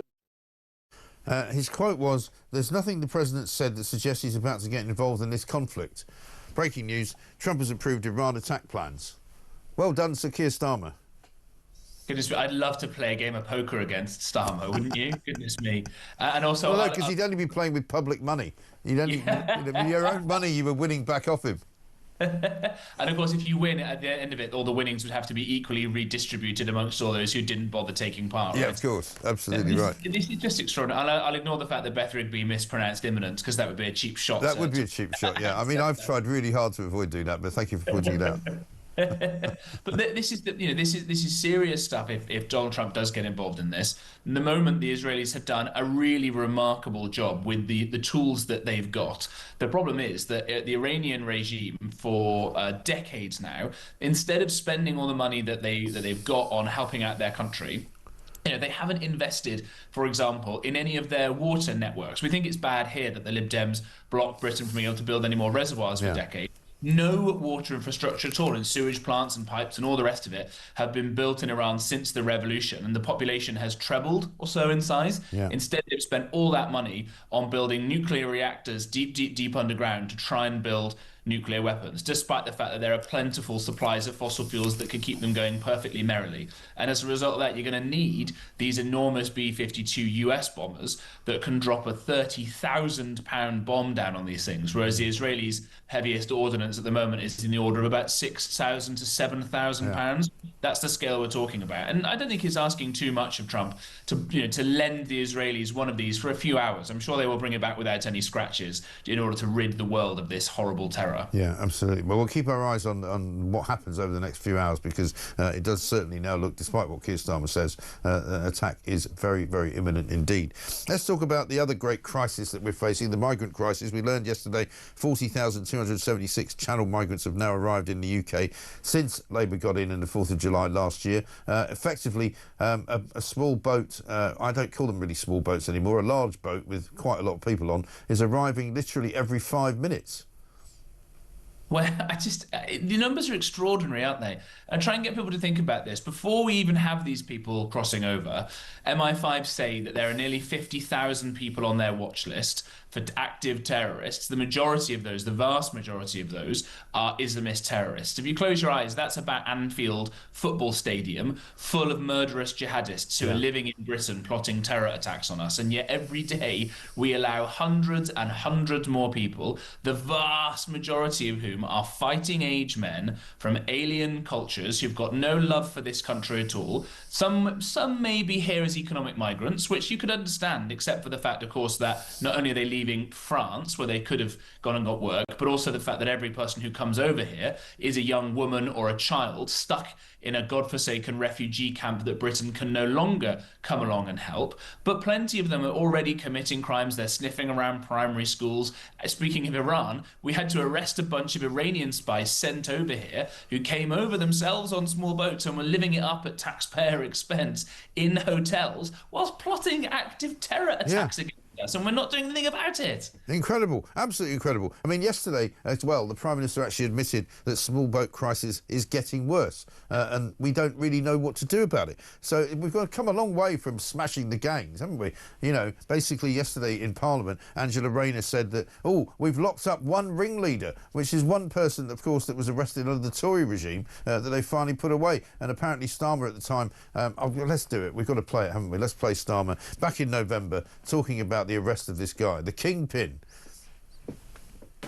It is good news that today a man suspected of being a significant supplier of small boat equipment has been arrested. Criminal gangs have been getting away with this for far too long. I want to thank the UK National Crime Agency, along with their Dutch and Belgian counterparts, for all their hard work and their crucial role in this investigation. It's exactly what we want to see. And it shows that our approach of working with international partners to smash the people smuggling gangs is bearing fruit. In just over 4 months since the election, we've rapidly set up a new border security command, bringing together key agencies to disrupt people smuggling gangs. Right, okay then. So such a significant figure was this man who was arrested, who was, by the way, detained by the Tories in 2023, that the smuggling gangs have all stopped operating. Oh, no they haven't. Actually, no, they've increased their number and they've managed to get even more people across the border and into the Channel and into Britain than ever before. We learned today in the Telegraph that there's actually a summer sale going on, you know. Business is going so well that they've now slashed the prices of smuggling yourself across the Channel to 2,000 quid. The Albanian gangs have gone, you know, everything must go, you know, because, you know, it's a sell-out sale, 2,000 quid, half price, 50% off, you know, roll up, roll up. It's just... I mean, I'm laughing because the alternative is to put my head in my hands and cry at this. And just the lack of professionalism, the lack of foresight, the fact that in that fancy press room, Starmer can't even get himself a teleprompter, so he's got to keep looking down at his notes and then again mispronouncing words. Just, it's not exactly a terribly threatening figure at this point. It's not. Smashing the gangs. Anything you're smashing is their record profit margins. Yeah. I'll take people back to, he's not everyone's cup of tea, but Dominic Cummings, who recently pointed out that he went through, and he was running basically the government for a while in Number 10, and he went through with the heads of the armed forces, with the Navy, with the intelligence guys, all the rest of it. So, right, so what's the root of the problem here? And they said, well, to be honest, it's triflingly easy to fix the small boat crossings. You've got some scary guys in the special boat service and the SAS and things like that. Could go around, kill a couple of these guys, you know, smash up some of the boats, all these sorts of things. Easy peasy, right? We've got a massive navy, we could still do that. It stopped the Armada, it stopped Napoleon, it stopped Hitler coming over.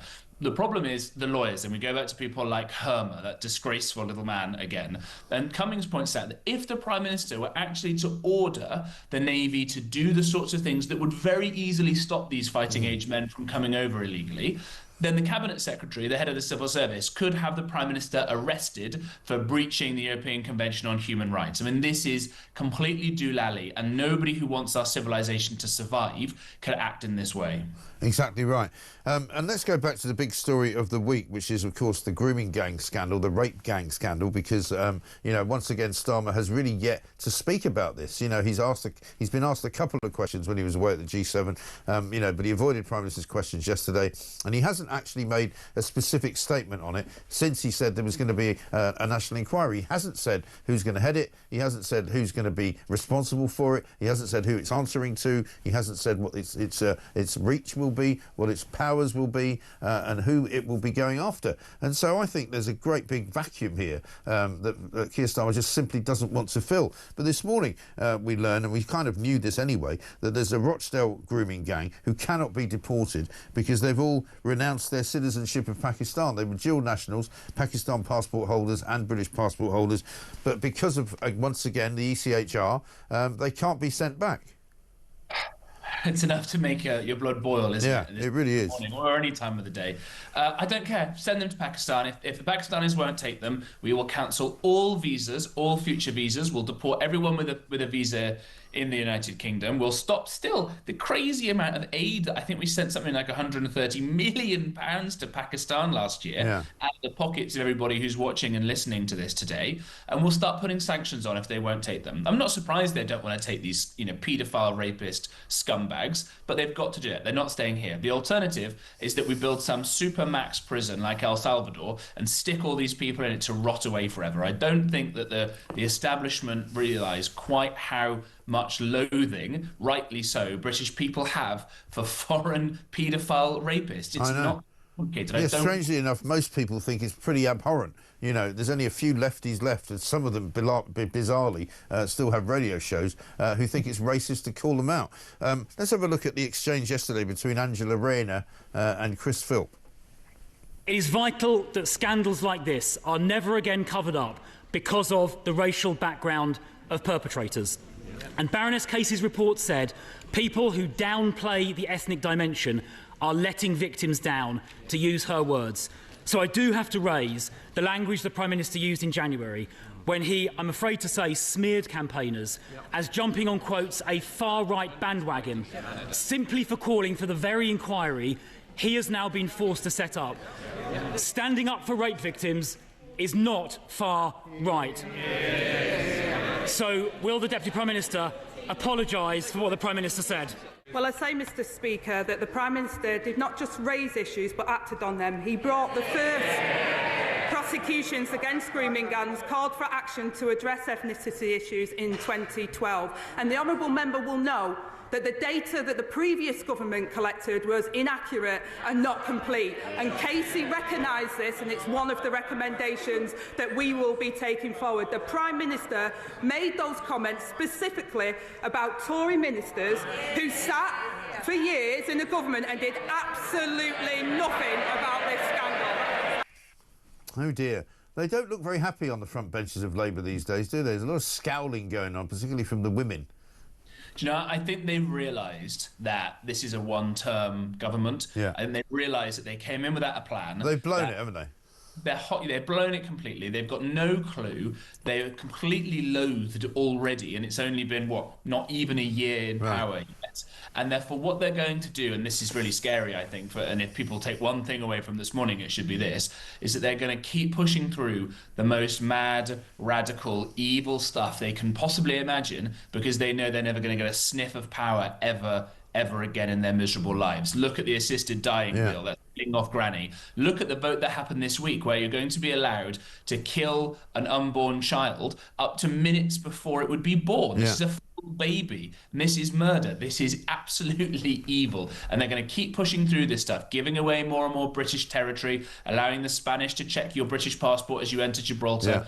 all of these things. They're never going to get back into power, and we must never, ever let them. And we should hold them into account until we can haul these miserable little people out of government. Yes, I mean, it's a great piece in the Mail by Stephen Glover today, who says, why is the left so keen on killing people? And he mentions exactly those two pieces of legislation, the assisted dying bill and the abortion act that was put through today. It's just bizarre what their priorities are. And by the way, killing everybody apart from people like Axel Ruda-Cabana, that disgusting Islamist murderer of those little girls. It's such a topsy-turvy world, as you say, Mike. Yeah. They're desperate to kill everybody they can, apart from the murderers and the foreign paedophile rapists. And, it's a very topsy-turvy world. Then, bizarrely, from the countries from which the paedophile rapists come to this country, they all have a death penalty for paedophilia. So, you know, when people go, oh, it's a cultural thing, is it really? I don't think so. These are criminals who are evil and horrible individuals who have come to this country because they're probably better treated if they commit those kinds of crimes than if they did them in their own homes. Yeah, you're absolutely right. What we're going to end up with by the end of the Labour term is a country that doesn't have a lot of granny left in it, because granny will be considered too much of a burden and will be bumped off. There'll be way fewer British children being born, especially perhaps as a result of this abortion legislation. We'll be a diminished country in terms of the land that we've actually got, giving away the Chagos Islands, probably trying to give away the Falklands next, this disgraceful deal with Gibraltar, all the rest of it. What there will be, though, will be literally tens of thousands more fighting age men from alien third world cultures and lots of foreign paedophiles staying here as well, right? You couldn't write a headline that was as disastrous as what we're going to end up with by the end of this term. People should never, ever forget this. And if you're still deciding that you might want to vote Labour, I think you should go and get your head checked out. Yeah, absolutely right. James, great to see you as ever. Thank you very much indeed. James Price, former government advisor. Let's get a voice note from Richard. Mike, you know I love you and your programme, but on Iran, you're wrong, mate. This is exactly the same language that was used about Iraq, and what a mess that became. Quite easy to start a war, destroy what's already there. Very difficult then to fix it, as we found out.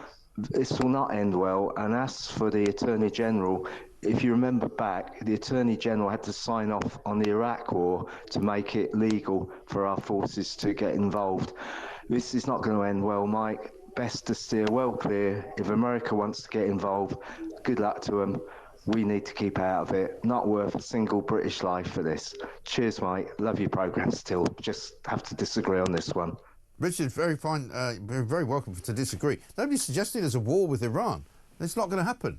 No, Trump is interested in not having a war with Iran, but he's very interested in stopping them from taking their war to anybody else. That's the situation. It's not about taking British troops into Iran. That's not going to happen. And it's not about even taking American troops into Iran. Donald Trump doesn't want to do that. But what he does want to do is he wants to launch an attack on Iran to make it impossible for them to create a nuclear bomb, which I think is in the interest of everybody in the Western world, if not in the world in general. That's the point. You know, don't make the mistake that this is just the same as what happened in Iraq. I agree with you, Iraq was a disaster, but that was a very different military operation than what is being suggested here. Morning, Mike, says Dennis in Manchester. Here's a depressing statistic for you. This lot have a maximum of 1,158 days left in power. Just wondering how much of this country you think will have left by then. Keep smiling. Well, Dennis, you know me. You know my view on this Labour government. I don't know that they're going to last for the whole term that they're supposed to serve. And I still stand by that, and we shall see where we are in a few months' time. 0344 499 1000. Rupert Bell coming up. He's live from Royal Ascot.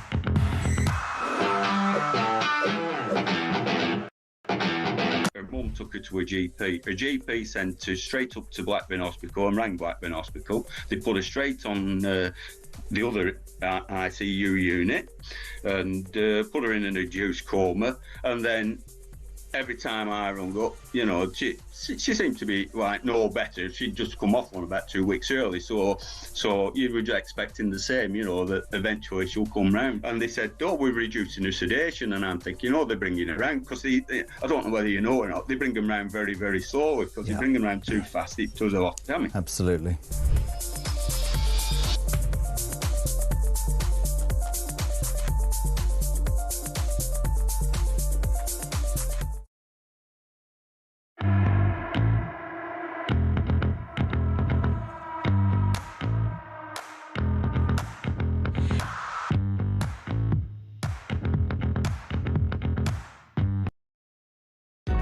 Across the UK, on DAB+, on your smart speaker, on your smart TV, and on your side. This is Talk. Welcome back to Morning Glory, 7:30. I'm Mike Graham, and this, of course, is the home of common sense. We'll be talking it all the way through from now until 10 o'clock. The breaking news is that Donald Trump, the President of the United States of America, has approved an Iran attack plan and is ready to give orders. That's the word coming out of Washington, D.C. So watch this space for anything to happen over the next several hours. Andy says this from Mansfield: there is a certain skill to getting it wrong every time, a skill which Starmer has mastered.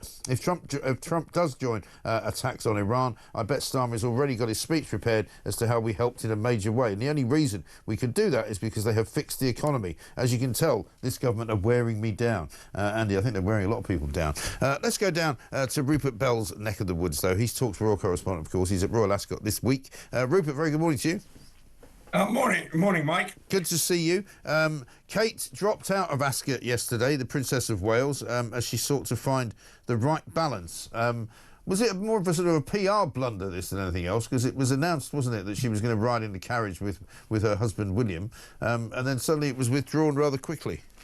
Yeah, the original carriage list always comes out every day at midday, and the original one said that the Prince and Princess of Wales would be in carriage number 2. Right. And with obviously the feature race on day 2, the Prince of Wales' stakes, so it was probably always assumed that William would be on hand to make the presentation for the race, which in the end he duly did.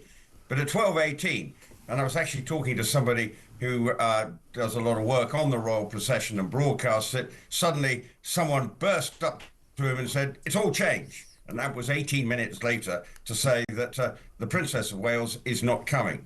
A statement was released saying that she was disappointed. Obviously, recently we've seen her at the Trooping of the Colour. She was at the Garter ceremony in Windsor on Monday.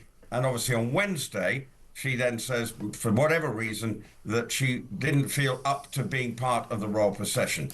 As we know at the moment, it's extremely hot. She's still in her recovery process. And it's always been sort of indicated that she won't be making a stack full of appearances, but it'd be managed. But obviously it was disappointing, and it just looked a bit messy. Yeah. It couldn't have been too serious because her mother was on hand at Ascot. She was there, and with her daughter, with her daughter-in-law, I think. And then also, obviously the Prince of Wales was there. So it does sound like it's not too serious. It just felt that probably there was a bit of an administrative cock-up somewhere within the palace circles as to what should have gone on. Yes, it sounds like they'd already been told that she wasn't going to come, but somehow it leaked out into the wrong document or something.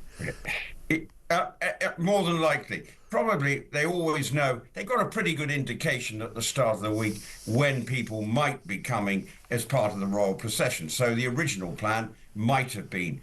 But presumably things might have changed in the morning, but the message didn't get quite through to the people pushing out the documents. So obviously, hopefully, we may still get a chance to see her, but I think that may possibly be unlikely. But the King and Queen are due to attend all 5 days of the meeting, which is into its 3rd day today, and it's regarded as the big day. It's sort of dubbed as Ladies' Day, Gold Cup Day for the purists, Ladies' Day for a huge crowd on hand, but obviously disappointing that the Princess of Wales didn't come, because she does attract an awful lot of eyeballs as far as her appearance there and what she's wearing, etc., etc. Yeah, of course. And meanwhile, all the King's horses, as it were, not doing terribly well.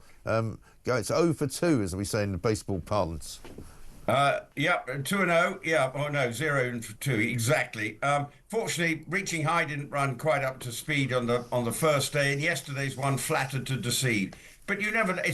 Look, it's extremely tough to have a winner at this royal meeting. Yeah. So, in many people's cases, it's just a thrill to have a runner. But obviously, there is always a degree of expectation, and sort of neutrals are hoping, because it does elevate the meeting if the monarch goes and has a winner. He did it 2 years ago with Desert Hero, but obviously it would be nice if he could have yet another one. I'm not sure whether he's got runners today, or I'm sure that through the week I think there are 1 or 2 more due to run. But obviously, I think the one at the beginning of the week was regarded as perhaps his best chance. Yeah, absolutely right. Now, I'm afraid I've got some bad news for you. We've managed to get a few more clips out of Meghan's latest podcast endeavour with Emma Greed. And I know that you've been watching this keenly, but I've got this from just the other day. Have a look. I don't want to miss a moment for my children.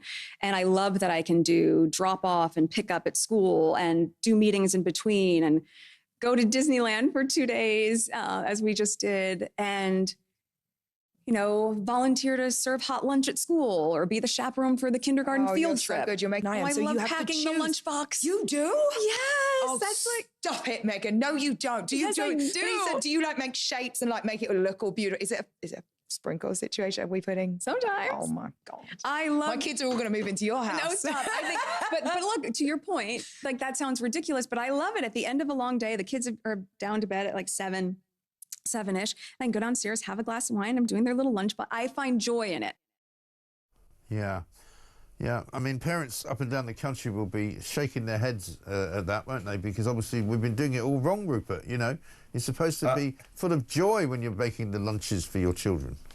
Mike, I just want to say I thought this was a Meghan-free week for me, because here I am at Royal Ascot enjoying the finest of British racing, and yet you are like a torturer.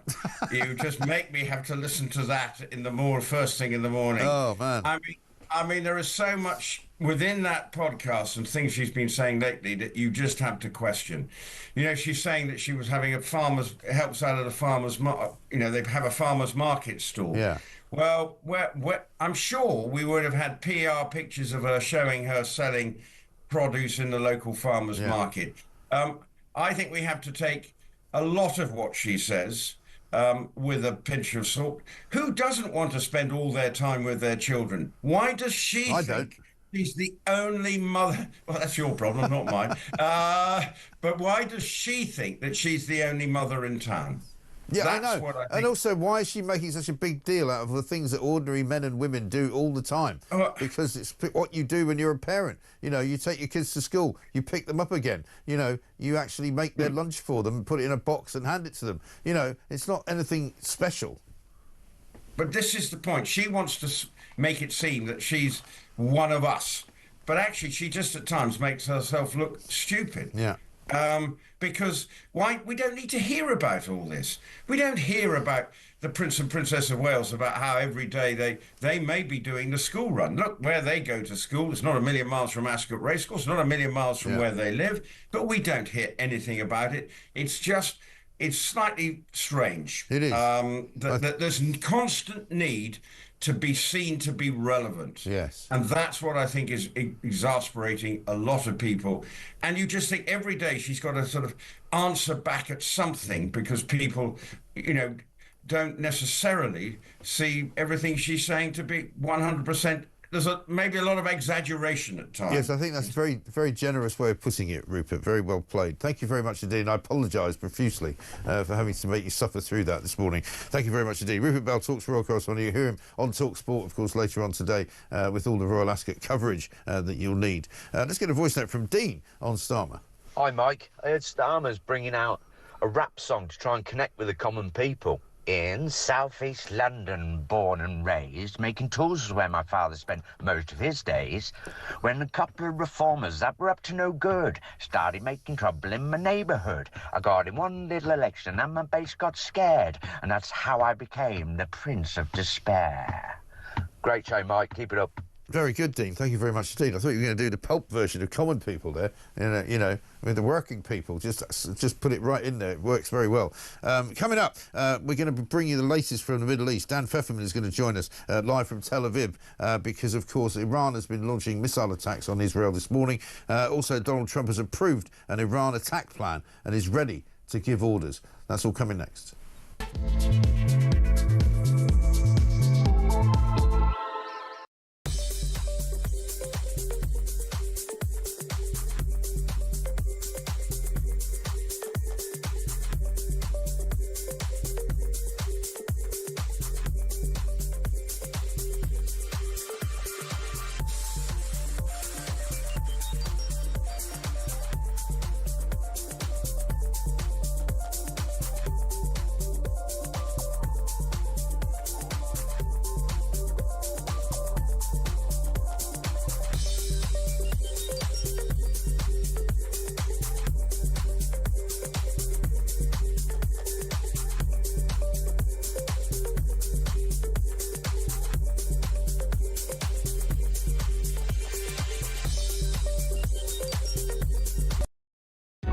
Across the UK, on DAB+, on your smart speaker, on your smart TV, and on your side. This is Talk. Welcome back to Morning Glory, 7:41. I'm Mike Graham with you all the way through. This one from Paul, who says, "Morning, Mike. Lord Harmer, Lord Ali, when do we see the British public vote for these characters? They seem to be running the country, or at least controlling our totally useless Prime Minister. Who made these people lords? The whole political establishment is unravelling. We were the home of Parliament, a standard bearer for the world, but sadly no longer. I genuinely see no way back for us." I know, it is a pretty depressing place to be, isn't it? Dan Pfefferman joins us now, Middle East Affairs analyst and former IDF major. He's in Tel Aviv this morning. Dan, a very good morning to you. Hi, good morning. Thanks very much indeed for joining us. We understand there's been an attack on a hospital in southern Israel this morning from Iran. Tell us what happened. Indeed. So we had a major attack at about 7 o'clock this morning, our time.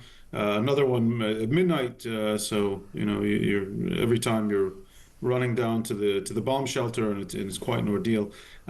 This is the Soroka Hospital. This is the major hospital that services all of southern Israel. It's located in the city of Beersheba, and funny enough, for Iran and its entire ideology, many of the residents that it offers medical service to are Arab Muslim citizens of Israel, who work there, who are much of the population in that area, and they are a part of the people who get medical care of this. So it was severely hit, as were residential neighborhoods in a suburb just north of Tel Aviv, or northeast of Tel Aviv, and a lot of residential areas were hit as well. But this strike on a hospital is a very serious escalation, and as far as I'm aware, should be breaking every kind of international law possible in warfare. Yeah, the Israeli Twitter account has put out a statement saying, "We are heartbroken and devastated. 7-year-old Nastia Borik came to Israel for life-saving leukemia treatment. On Saturday, she was murdered along with her mother, grandmother, and 2 young cousins by missiles launched by the Iranian regime." So this was something that happened a few days ago. Clearly, there's not much rhyme or reason for these attacks in terms of the targets. Well, the rhyme or reason is to cause terror and chaos among the civilian population. This is how Iran works. This is how they and their proxies have always worked, is to strike at civilian targets. That's the only reason that they have ballistic missiles, and they're not using pinpoint strikes. Israel is doing absolutely every effort it can to strike military, nuclear, IRGC intelligence installations.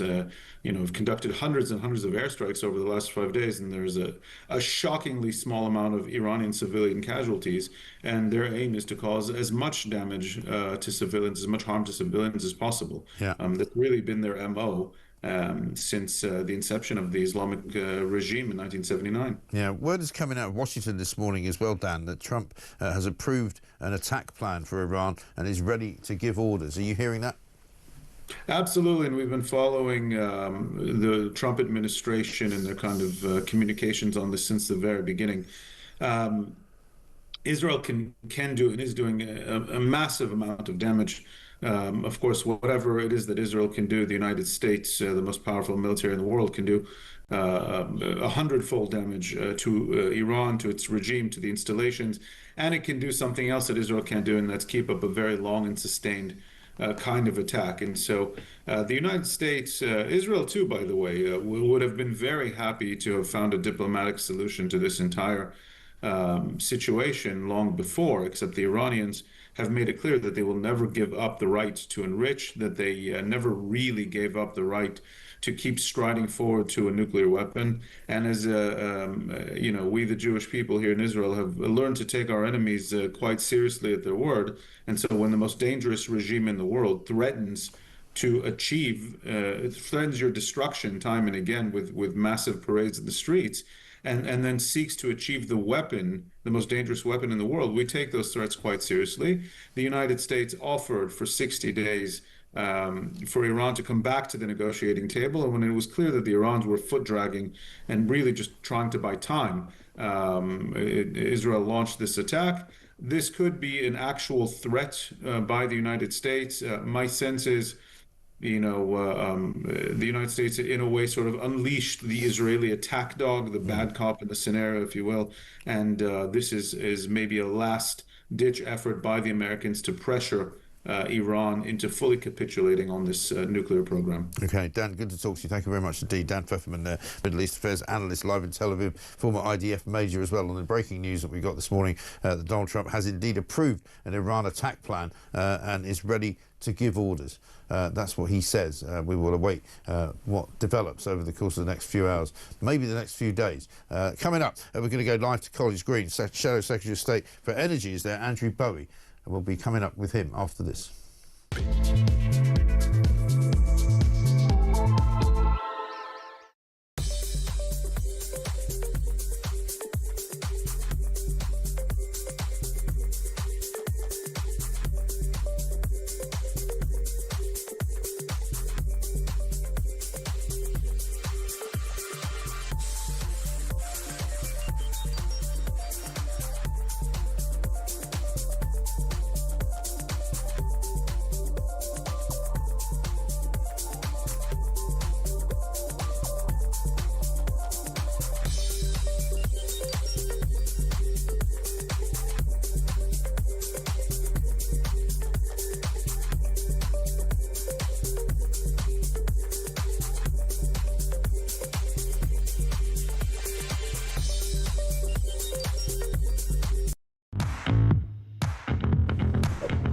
When we are hitting the head of the snake, the vicious program of the Iranian regime to actually destroy Israel, and to have these 3 layers of program. One was the nuclear program, the second was the ballistic missile program, and the third was the invasion program through the proxies. That was the big plan of the Iranians. I mean, we're talking about a regime that put a huge clock in the center of Tehran that is counting down until Israel is eliminated. Across the UK, on DAB+, on your smart speaker, on your smart TV, and on your side. This is Talk. Welcome back to Morning Glory. It's 7:48. I'm Mike Graham with you all the way through, of course, until 10 o'clock when Julie Hartley-Brewer will be here. Morning, Mike. So will it damage the special relationship if we do not support the US if it attacks Iran? What special relationship? Donald Trump is using Starmer as his pet. He has seen how weak the man is, how Macron, von der Leyen are the puppeteers and Starmer the puppet. Starmer will do as he's told because as leaders go, he has got to be the weakest of them all. If he was an actor, he would struggle to get a part on a walk-on part in a B movie. Well, that is the trouble. And Lee from Walsall says, morning, Mike, great show. Do us a favour. Once Trump gives the go-ahead to attack Iran, please can you phone Starmer and let him know, just to keep him in the loop. Well, I mean, you joke about that, but clearly last night Keir Starmer didn't have a clue what was going on, because Israel clearly doesn't feed him with any information, and I suspect the United States might not be doing so either. Let's talk now to Andrew Berry, MP, Shadow Secretary of State for Energy. Andrew, very good morning to you. Mike. Thank you very much for joining us. We're seeing the situation in Iran becoming sort of more serious by the hour, by the looks of things. It doesn't seem at all clear whether the UK is actually in the loop at the moment. You know, there's a story in the Times this morning saying that we may indeed be helping out with some kind of support unit from the RAF. Britain could support the strike on Iran from the air. But we've also got a piece of the Telegraph saying that Lord Hermer, the Attorney General, may be advising Keir Starmer that British involvement might be illegal. Yeah, I think that it speaks to Britain's diminished role on the world stage since this Labour government came to power. We've all seen their decisions over the Chagos Islands, reducing Britain's influence in the world, and it's quite clear that as a result of some of the decisions recently, Israel looks on us as an unreliable partner now. It's a deeply depressing place to find ourselves. However, we're absolutely clear that we do support the government in the efforts that they seem to be making in trying to promote de-escalation in the region, but that Iran cannot be allowed to get a nuclear bomb. And if the American administration of President Trump determines that the way to ensure that that is not the case, and the surefire way to ensure that Iran actually returns to the negotiating table on their nuclear program is to deploy American forces or to strike them in some way, that we should support them. But the overarching view from our position is that we support the government in their efforts for de-escalation. We just don't believe that Keir Starmer has the clout on the international stage that previous British Prime Ministers would have done to actually affect that change. No, quite. There's a story around this morning on the front page of the Daily Telegraph, more in your sort of area of energy. Two of the most controversial oil and gas projects in the North Sea that were blocked by courts last autumn are set to go ahead after the government intervened. What can you tell us about these two fields? One's off the coast of Aberdeen, one's off of Shetland. This is the Jackdaw and Rosebank oil fields.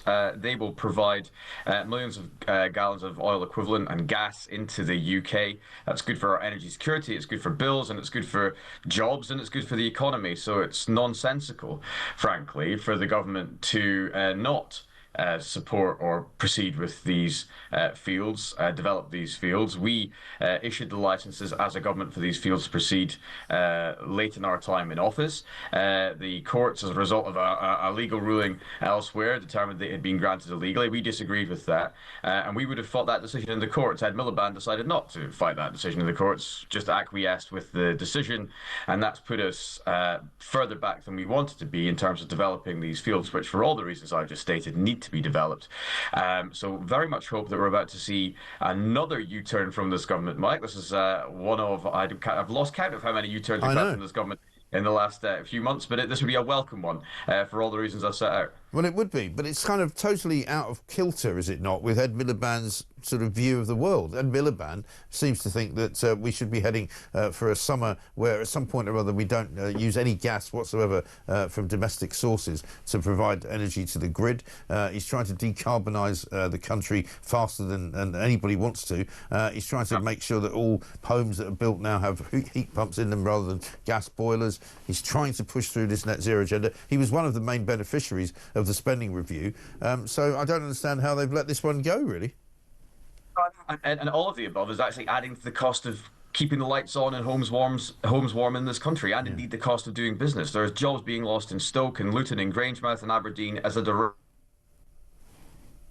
Oh, I think we've just got a frozen Andrew Bowie there for a minute.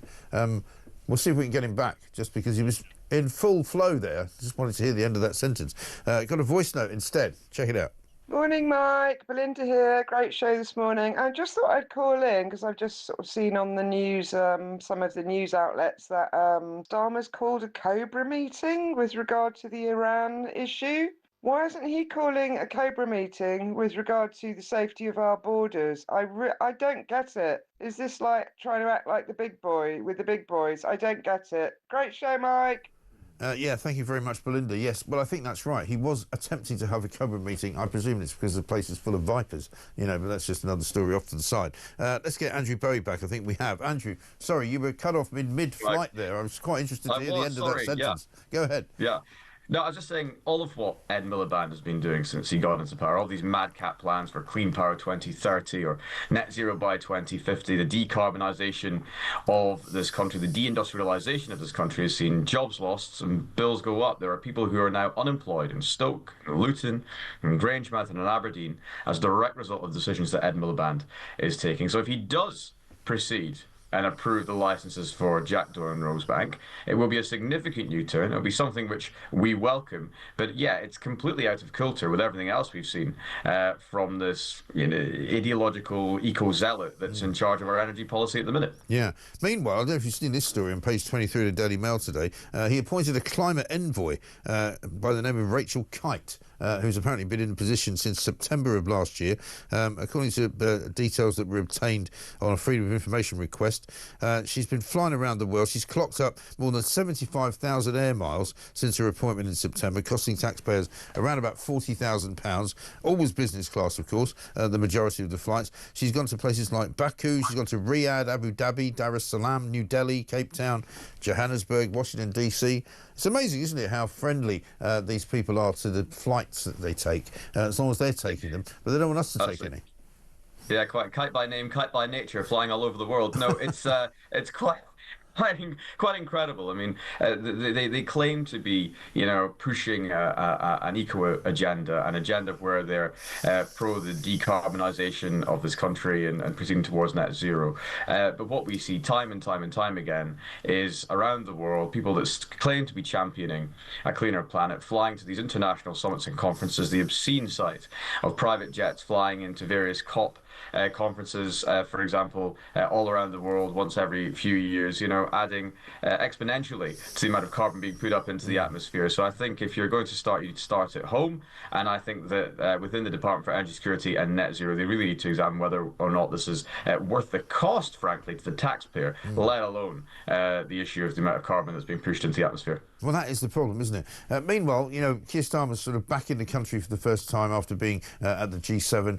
One of the big things that has been a dominant story this week, of course, is the report that Baroness Casey brought out into the rape gangs, the grooming gangs in this country. Are you surprised, as I am, that Keir Starmer hasn't really said anything about it? He hasn't sort of indicated how this national inquiry is going to work. He hasn't indicated who's going to run it, what sort of powers they're going to have, what they wish to achieve.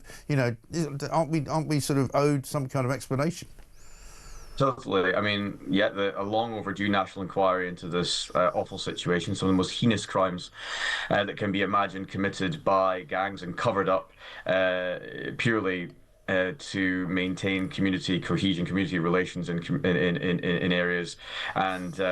And of course, I don't want to prejudge the outcome of the inquiry when it does begin its work, but it's quite clear that something has gone dreadfully wrong. We will await to see the outcome of the inquiry, but they need to speed up the process, getting it started, have a clear timeline that they must report to, and indeed be made quite clear that they're answerable to us in Parliament and to the people that elect us in terms of what they're seeking to achieve. Andrew, thank you very much indeed. Andrew Berry, MP, Shadow Secretary of State for Energy. Let's get a quick call in. This is Judah, who's in Tel Aviv. Judah, very good morning to you.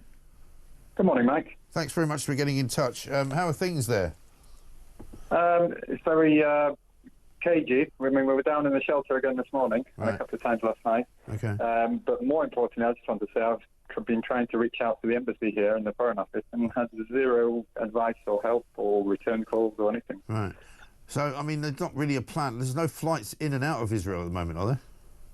I understand, but they've been telling people to go down to Egypt or Jordan, but not ensuring safe passage from there onto Amman or Cairo. Right. Yeah, I saw a guy on social media saying that he'd been advised by British embassy staff to get himself to the Egyptian border, but it doesn't sound like a very safe method of doing leaving the country, does it? Correct. I've seen a picture from a friend of mine who did that trip, and he said there were two young ladies with a fluorescent jacket on, which said British government help or something, and that's it. There's nothing more than that. Yeah. I know how to cross the border. I just want a safe passage. Right. So you just want to get out, in other words?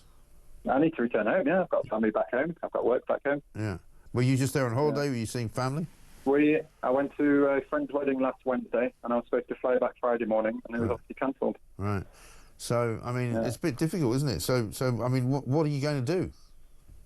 I'm just hanging tight, waiting for more communication from them, if I'm honest. I'm just waiting for a safe passage out. Okay. I just feel if they manage to ensure safe passage in Kabul when they were surrounded by the Taliban, they can do a job here, surely. Yeah, you would think, wouldn't you? And are you in a hotel then? Is it costing you more money to be there? Yeah, it's a fortune, absolute fortune staying in Tel Aviv. Right. Blimey. Yeah. Well, listen. Longer than I planned. Well, next time we get somebody on, we'll ask them what they're doing about it. Judah, thanks very much indeed. This is the thing. There's an awful lot of British nationals in Israel at the moment. Some visiting, some who probably live there part time. But there is apparently no plan. We'll have to try and find out from the Foreign Office exactly what the plan is likely to be in the coming days and the coming weeks, because they can't stay there forever. This is Morning Glory. Peter Hitchens coming next.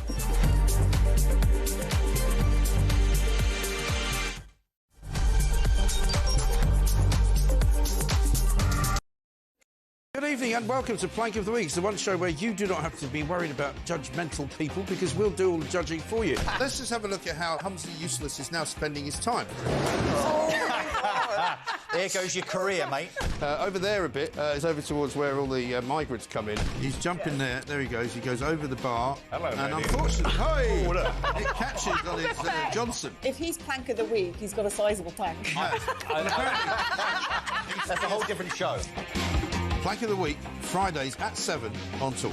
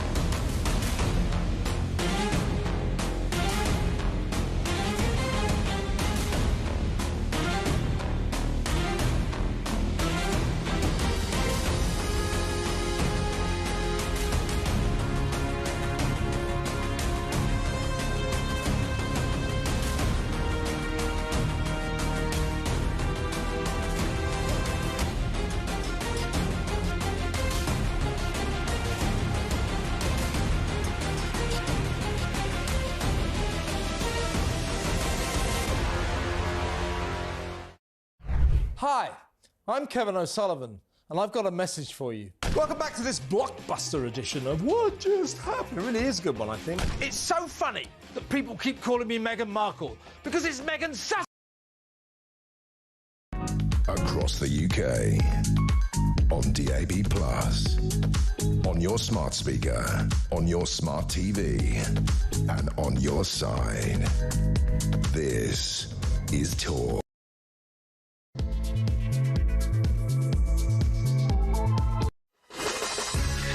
Good morning and welcome back to Morning Glory. It's 2 minutes past 8, 3 minutes past 8 actually, and of course the breaking news we've got this morning is that Donald Trump has approved an Iran attack plan and is ready to give orders. That's according to news coming out of Washington DC this morning, as confirmed by various different people, and indeed by our guest who was on just recently from Israel in Tel Aviv. And obviously it's not clear whether it's a final warning to the Iranians to absolutely stop with their proposals for producing a nuclear bomb, or whether in fact it is something that will be not just a threat and will be carried out in the following 24 hours. Peter Hitchens is here. We'll ask him what he thinks about all of that. Also, a piece in the Mail today by Stephen Glover, which I want to ask him about, from abortion to assisted dying. Why does the left seem so keen on killing people? And it's a really, really interesting article about why Keir Starmer and the Labour government seem to be so obsessed with the setting, if you like, not just of our relationship with Europe, but their relationship with the people of this country. You know, certain things are happening in this country which a lot of people are not happy about. We'll be discussing all of that coming up in this hour, including, of course, the latest news from the world of migrant boat crossings, which is that we're basically getting one every 5 minutes now. The weather is that good that so many of them are arriving. We've now had 40,276 channel migrants arriving in the UK since 4th of July last year, which was, of course, the day the Labour government got into power, and the numbers are going up and up and up. Things are going so well for the people smuggling gangs, by the way, that they've now got a summer sale on. So if you're absolutely planning to get to the Normandy coastline and fancy getting on the dinghy, you can get a cut rate because of the weather of £2,000. The Albanian drug gangs are apparently operating now in a way as if they're running a major department store. They've literally got a summer sale. So instead of paying £4,000, you can pay £2,000, and you can come over, bring a couple of friends with you, and that'll all be fine and dandy. Also, of course, we'll be telling you about various migrants that cannot be sent back. They cannot be deported. Rochdale Grooming gang members have given away their Pakistani membership, their Pakistani passports. They're no longer citizens of those countries, so now they can't be sent home. Absolutely and utterly ridiculous. Also, we'll be talking about HS2, which is now run into the buffers completely. Not only is it not going to be ready by 2033, whenever it is ready, in possibly 2037, 2038, 2039, the trains which are only going to go to Birmingham and back are now going to run slow. So that actually there won't be a fast, high-speed train at all. So what's the point of even calling it HS2? 0344 499 1000 is the number. This is Morning Glory. Let's get it on.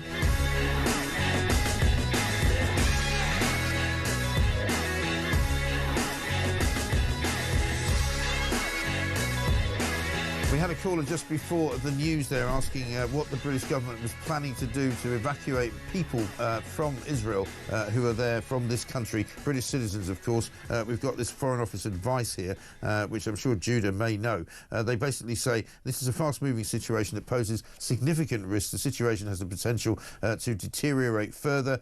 You are responsible for your own safety. Follow the advice provided by the UK government and local authorities. We do not have a general duty of care to British nationals abroad. I don't know if that's going to change, but apparently what people are being told in Israel is if you are stuck there and you can't get a flight out because there are no flights currently in or out of Israel, you should make your way to the Egyptian border, which doesn't sound altogether like the safest thing to do. So we'll keep you in mind and keep you abreast of all of that. 6 minutes past 8. Let's talk to Peter Hitchens. Peter, very good morning to you. Good morning. So, here we are. Trump has approved an Iran attack plan. I'm interested in your thoughts. Well, it's astonishing, isn't it? When I was saying to a lot of people before Donald Trump was re-elected that I had no time for him and I thought that he was probably a danger in the office of president, they said, no, this is a man who doesn't want war. That is the distinguishing factor of Donald Trump is that he's against forever wars and has said so. And I said, well, I'm not sure I believe that because of his performance back in 2018 when he actually torpedoed what appears to me to have been a perfectly satisfactory peace agreement between Iran and the Western world, and set in motion all the events which have now led to this outbreak. And now he's talking seriously about unconditional surrender. I believe he's discussed the assassination of the leader of Iran, and he said that he's approved in principle an attack on Iran.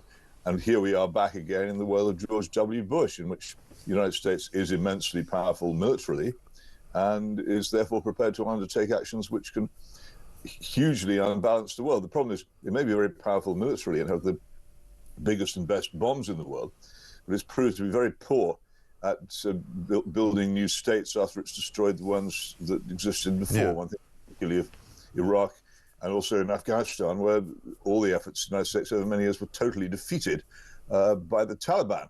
who are now back in charge. So is this wise? The obvious answer is no.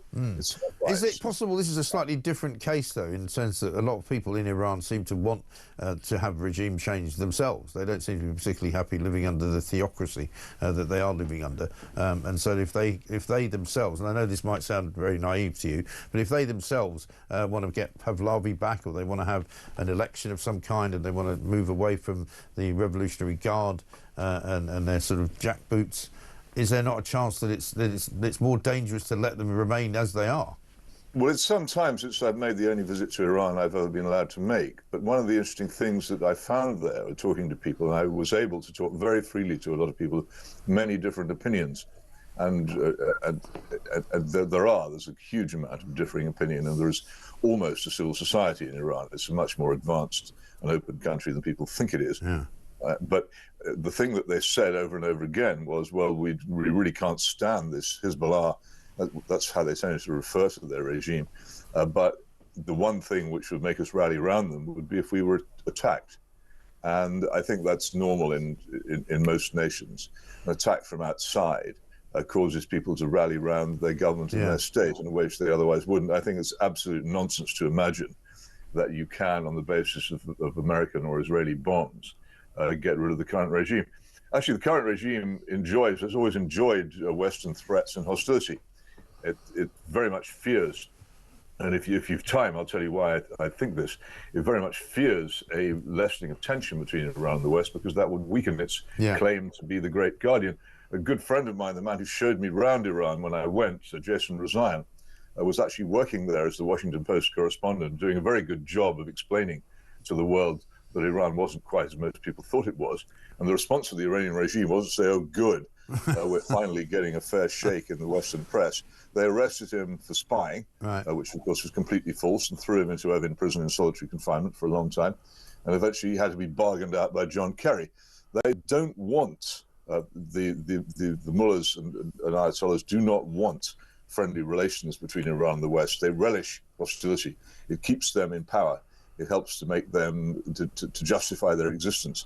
And one of the things that I rejoiced over when in 2015, 2016, Barack Obama, whom I don't have much time for, on this occasion, managed to put together a very intelligent deal to reduce sanctions against Iran in return for Iranian promises that they would reduce their nuclear program and indeed allow international inspectors to examine it, was that this would, in the long term, weaken the Ayatollahs and make it possible for Iran to emerge again as the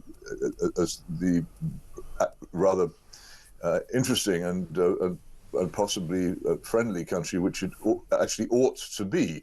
It's not, people really don't think because it's in the Middle East they equate it with all the other countries there.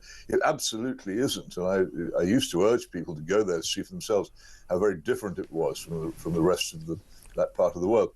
And I would have a lot of hope for it if only the regime could be removed. But I do not think that showering Iranian cities with bombs is going to bring that about. You don't hear much about it. Actually, the New York Times has finally done a rather good job this morning on the number of Iranian civilians who are being killed in all this, and putting names and faces to them, which I commend to people, because apart from anything else, it will tell you, again, what sort of society Iran is and how comparable it is to our own in the terms of the literacy and knowledge of the people. But the one thing absolutely extraordinary how friendly individual Iranians were to me as a person from the West as well. But what you haven't mentioned, of course, is their sort of, proxy support of people like Hamas and Hezbollah and the Houthis. Oh, no, so that's indefensible. But what I mean is that is not just a clear and present danger to Israel. It's a danger to ships in the Red Sea. It's a danger to us in this country. You know, there are things that they're doing by supporting those terrorist organisations, which presumably can't be allowed to continue.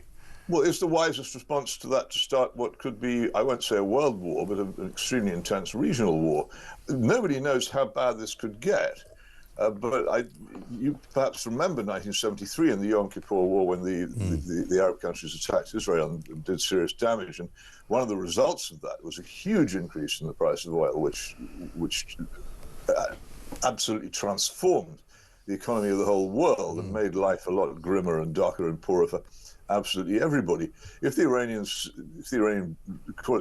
say the Iranian government decides that it's going to pull out all the stops that it has, then one thing it can do is attempt to close the Straits of Hormuz. And the effect of that on oil supplies to the whole world would be colossal, and the economic effects to many, many tottering economies in Europe might be catastrophic. You have no idea what sort of Pandora's box we're opening here if we proceed with this. Is this an intelligent way to do it? I just don't. I see no sign of intelligence at all. I also think that Donald Trump has completely betrayed his supporters. You'll note the way that Tucker Carlson, who's often been one of Donald Trump's principal supporters in American media, is very much attacking the Trump statements that he's preparing for war. And an awful lot of MAGA supporters are saying, well, hang on a minute, we voted for him precisely because we weren't going to get any more of these forever wars. That's what he said. Yeah. Why is he doing this? It's a voluntary action. He doesn't have to do it. And he doesn't have to do it, but I'm not sure I agree with you. Justify this sort of behaviour by the fact that Iran's behaved badly. You can't say, right, because Iran's behaved badly, we must engage in an enormous bombing campaign whose long-term consequences we simply don't know. Yeah. No, but I don't think Trump does. I think your earlier statement was right. I don't think Trump does want a forever war. I don't think he does want a war. I think he sees this as an opportunity to end Iran's dominance of the region and their ability to influence so many terrorist groups around the region and around the rest of the world. And I think that's how he sees it. Whether he's right about that remains to be seen, and it's a risk, no question, as you say. But I don't think he wants an actual long, drawn-out war. I don't think that would be in any way what he would want. He may get one whether he wants it or not. The problem with war, demonstrated over and over again in the past 25 years, is they're terribly easy to start and immensely difficult to end. Yes, well, we shall see. Let's talk about matters closer to home. You've been tweeting quite a lot about the abortion revelations of the week that we've been in. Quite a lot of people quite staggered, really, how quickly this House of Commons was able to push through a bill which wasn't really discussed very much. It's certainly in common parlance, in the sort of in the, I don't know, the common rooms of the country, if you like, or in the pubs, or in the in the arenas that we would normally talk about it all. And now the House of Lords are looking to try and slow it down a bit, I think. Well, yes, indeed. But here's the point. Why are we getting so exercised about this now? I've often written against and spoken against the incredibly relaxed laws on abortion in this country over the past many years. And I get precisely no response from general public opinion, and particularly from supposed conservatives.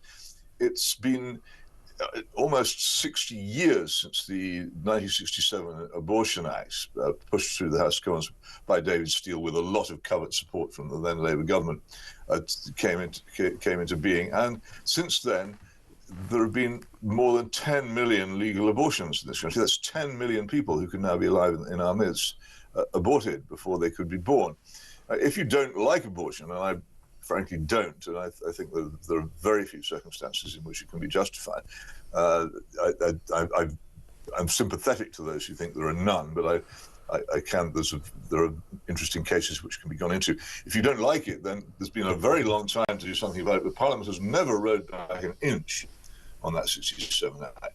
What's happening now is a consequence of the increasing change in the way that abortions are conducted. Instead of being surgical, where the baby is destroyed in the womb by some sort of intervention, it's medical, where the potential mother is given a pill which causes a miscarriage, and so this can be done pretty much at home by post, and this has resulted in these strange cases which have come to court. I have to ask why it is that the police and the Crown Prosecution Service, who have shown no particular interest in the issue of abortion, have mounted these prosecutions of women who've technically broken the law over this. Right.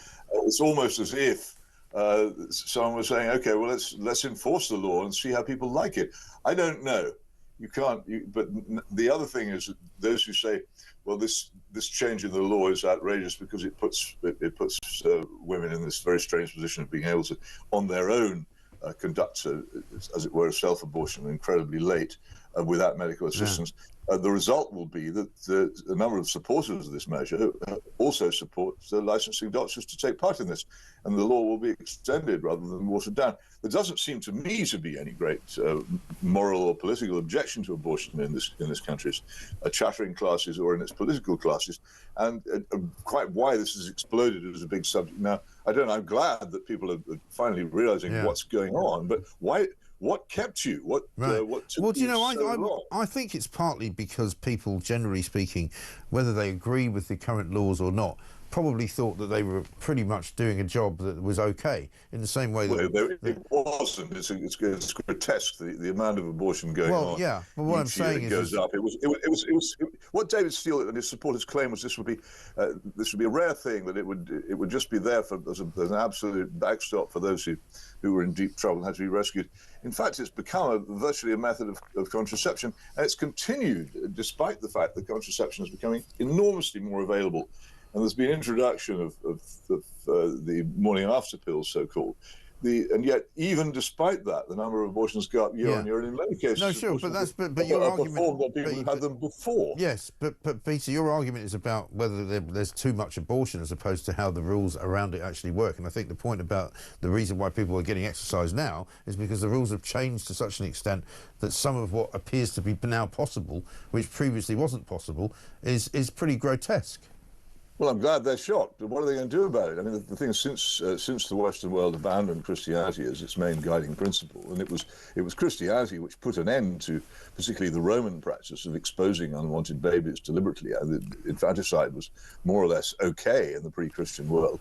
We're now going back to a situation in which unwanted persons at both ends of life, either in the womb or on their deathbeds, are now to be got rid of legally in a way which in a Christian society would be impossible and unthinkable. But we're not a Christian society anymore, and this is one of the many, many consequences of this that people are going to have to understand. If you don't want to have Christian morality, then what replaces it is actually not very nice, and you're going to see more and more ugly aspects of it as time goes by. Or alternatively, we might recognize that our whole civilization is founded on Christian principles, and maybe it'd be a good idea to go back to them if you want to save our civilization. Yeah, I don't think Keir Starmer's going to be moving in that direction anytime soon. I don't think so either, but then there's an awful lot of other things he's going to disappoint us in. But that's not my point. No, I accept that. But very good. Thank you. Good to talk to you. Peter Hitchens, columnist at the Mail on Sunday, with some very interesting takes on an awful lot of the news this morning. The breaking news, if you're just joining us, of course,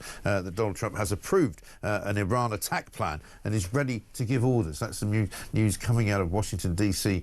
This morning. We'll keep you updated on all of that, of course. Coming up, we're going to speak to Martina Bett, political correspondent at The Sun, because we need to talk about her page 10 story this morning, which is a big piece about the benefits time bomb. £100 billion of benefits going to be paid out over the course of the next few years because, believe it or not, the Labour government wants to cut back on benefits, but guess what?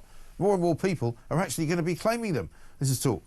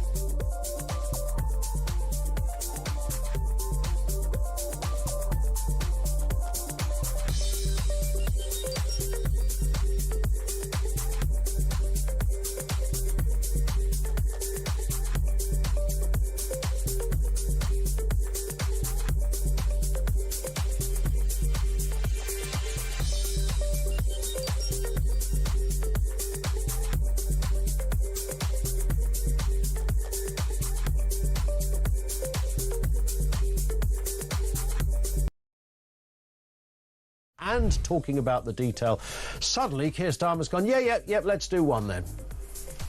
Well, how shameful that this government has needed this report from Baroness Casey, which literally has now dragged the government kicking and screaming to the point where it knows the British people will not accept anything less than a full statutory investigation into this, that the issues that we should have been investigating all that time ago are still the same issues that have been raised in this report by Baroness Casey.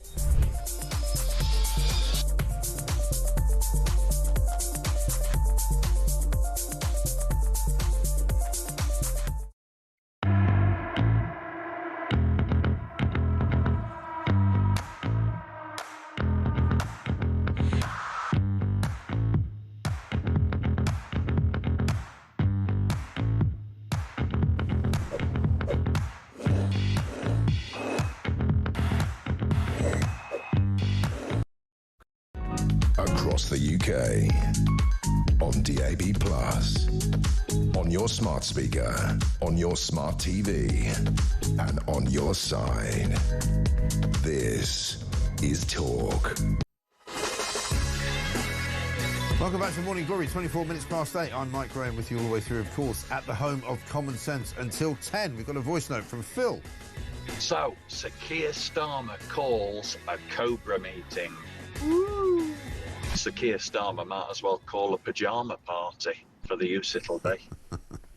Yeah, I see what you're saying there, Phil. Not an awful lot of people terribly interested in what Keir Starmer has to say, particularly about the Middle East right now. Natasha says, I can assure you, I wouldn't be rallying around this bloody government if we were attacked, despite what Peter Hitchens says.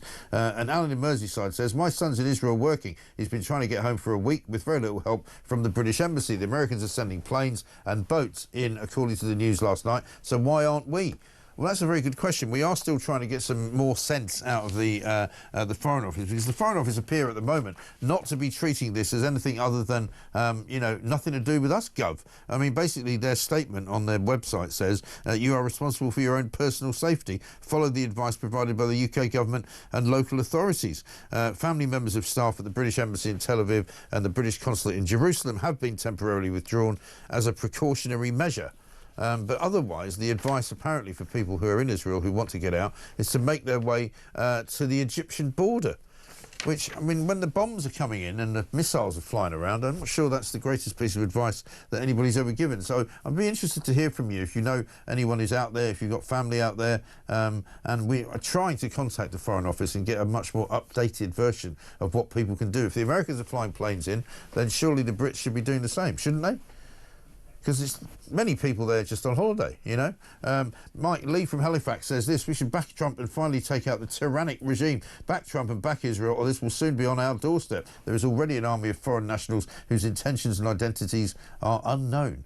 Well, that's very true. And some of those people, of course, will be in receipt of benefits. Great big piece by Martina Bett on page 10 of The Sun today. The welfare cuts battle is looming in Parliament, of course. The government have said that they want to cut back on people's disability allowance, but the 100 billion benefits time bomb that no one is brave enough to defuse is what Martina Bett is writing about today. Martina, very good morning to you. Very good morning. Good to see you. I mean, this is such a big story, this. It's hard to imagine, isn't it? Because it reaches into pretty much every aspect of our lives, because the benefits bill is just getting bigger and bigger and bigger. Your piece saying by 2030 it will be £100 billion. It's currently 65 billion. I mean, that's a very large increase, isn't it? Why is it going to be so big? 55% increase in just 6 years. And, I'm talking about in my piece, that 100 billion is comparable in size to a small country's entire economy, for example, Slovakia, or you could buy the entire Premier League several times over. So this is just a, crazy number. And the reason why it's going up is because of the incapacity and disability benefits that have started growing ever since the pandemic. And, I was looking through the numbers, and just to put that into perspective, between 2010 and 2014, more people were getting off incapacity benefits than getting on.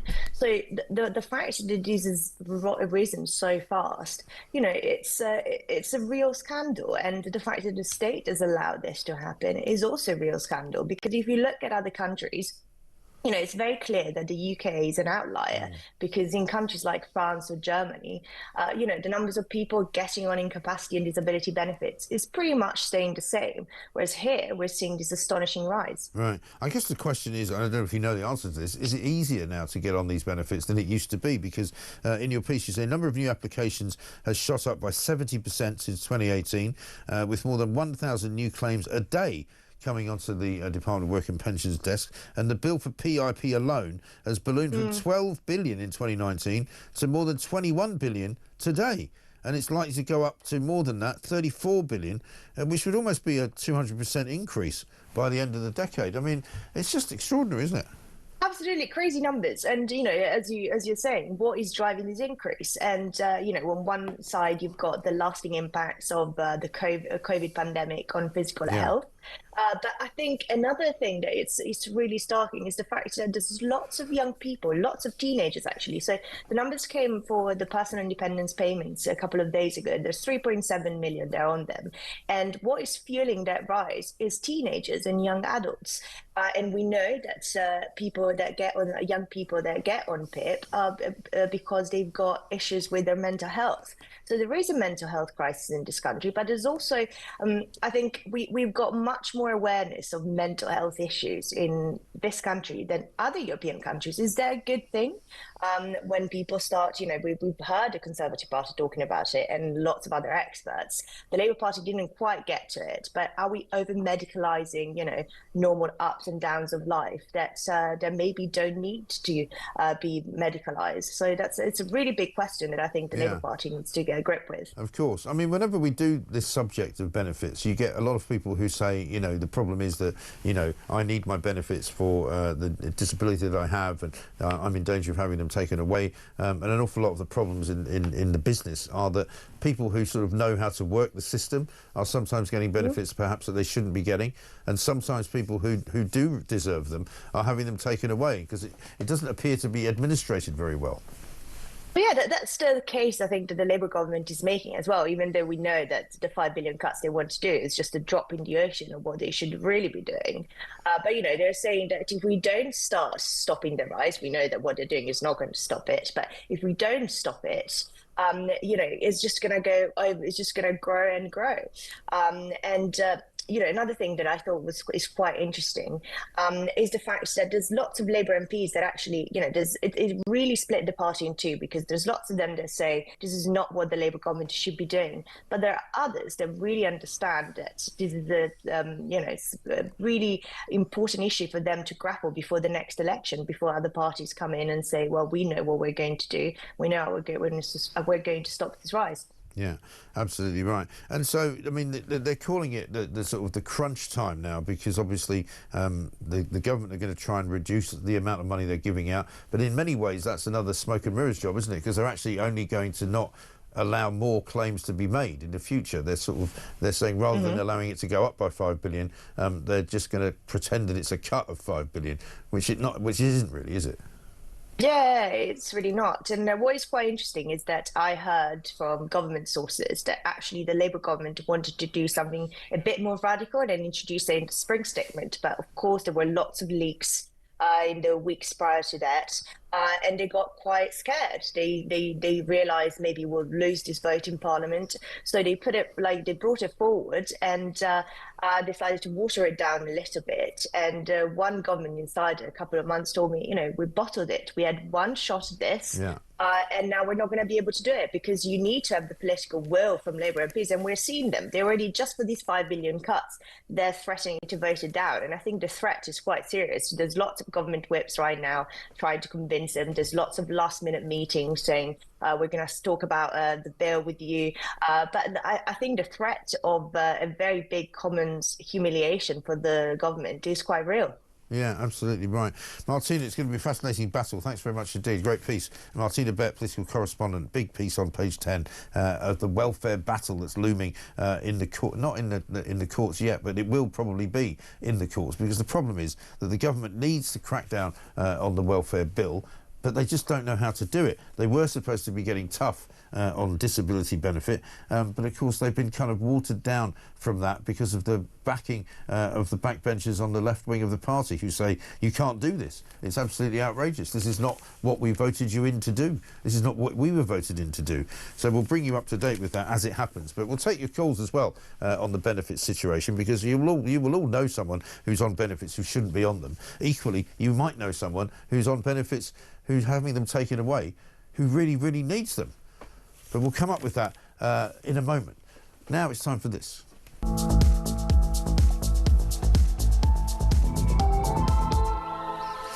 Now, look at the Sun letters page today. They've gone with too soft on migrants as the headline. The French police should shortly have new rules about stopping small boats heading to the UK. But will anyone notice a difference? It's doubtful, says Nick in Cornwall. Why can't our ridiculously out-of-touch government see that the real issue is not blocking migrants from leaving France, but the warm reception they get when they reach our shores? Stop rolling out the welcome mat, remove all the freebies and watch the numbers drop. It's not rocket science. This is what Nigel Farage said on this very show yesterday. It's not the fault of the French that this is happening. It's our fault.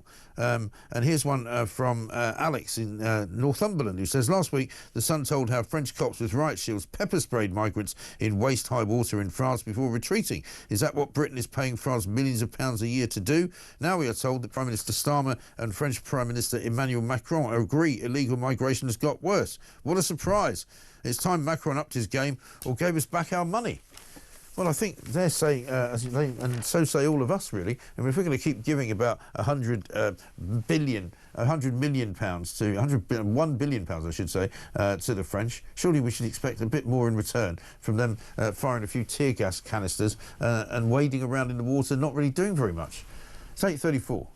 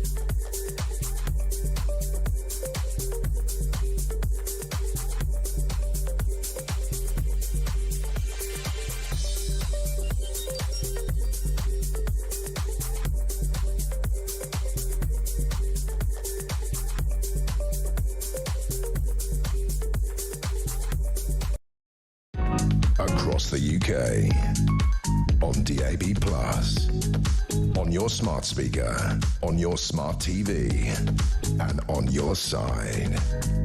This is Talk.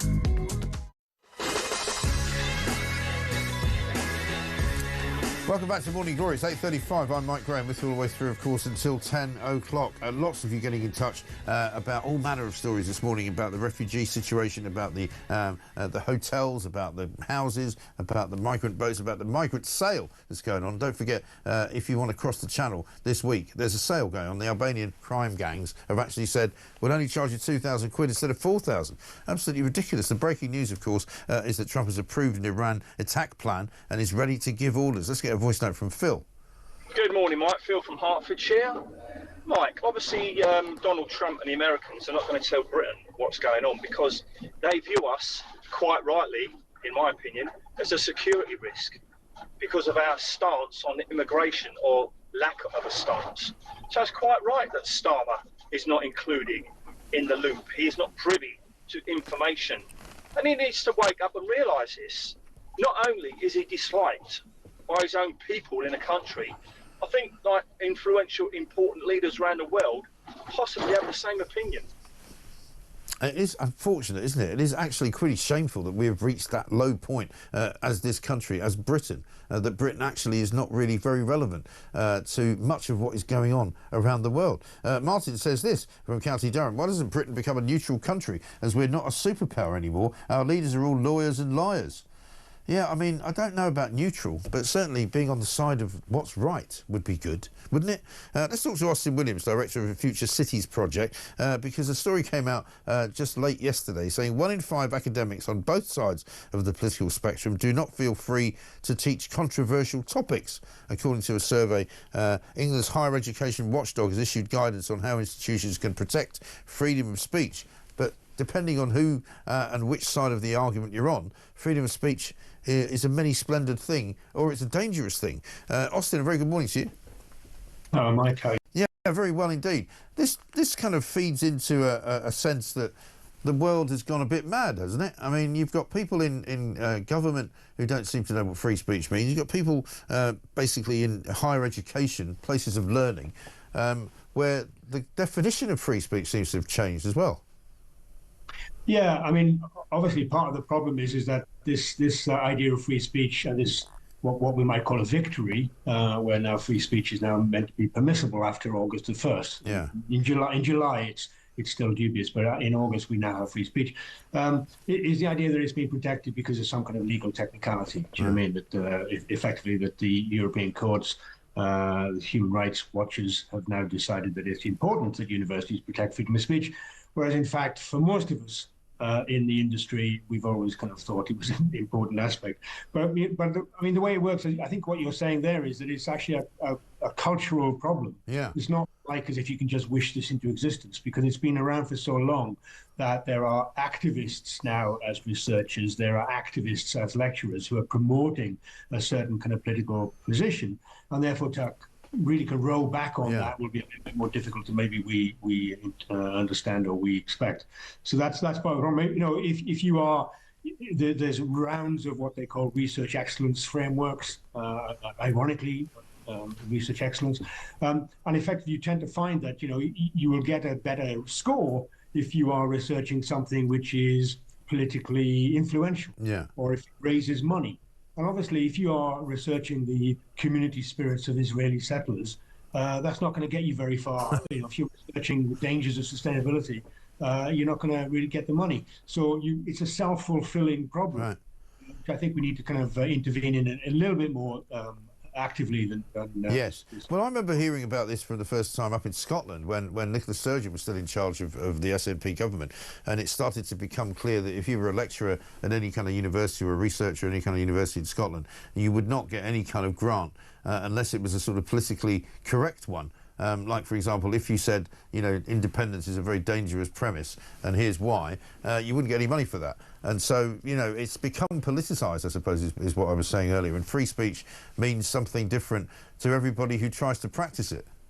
Yeah, also, you know, you can see the useful attempt in some respects by Doge, Elon Musk, etc. in America when they were basically trying to rebalance things. But obviously, then you ended up finding that you know, Trump decides that Harvard is going to be denied all of its money if it carries on saying certain things. So, I mean, free speech means free speech. So lots of positions that I don't agree with, I'm more than happy to kind of hear them argued out, as long as it is a genuinely free and frank argument. The problem now is that we seem to have a one-sided allowance on debate. But I mean, I think this might actually start to compensate a little bit for that. There might be a bit more open conversation. The other aspect to it, which I think is probably more as worrying, is the idea that there might be fines imposed. And it's going to become this kind of legalistic minefield where people are going to now be claiming, instead of, you know, this is terrible free speech and how dare you make this position, people might say this opinion is a public order effect and it's actually alarming and distressing and harassing me. So I'm sure there'll be ways and ways around this by free speech deniers, free speech people who can actually think free speech is a problem.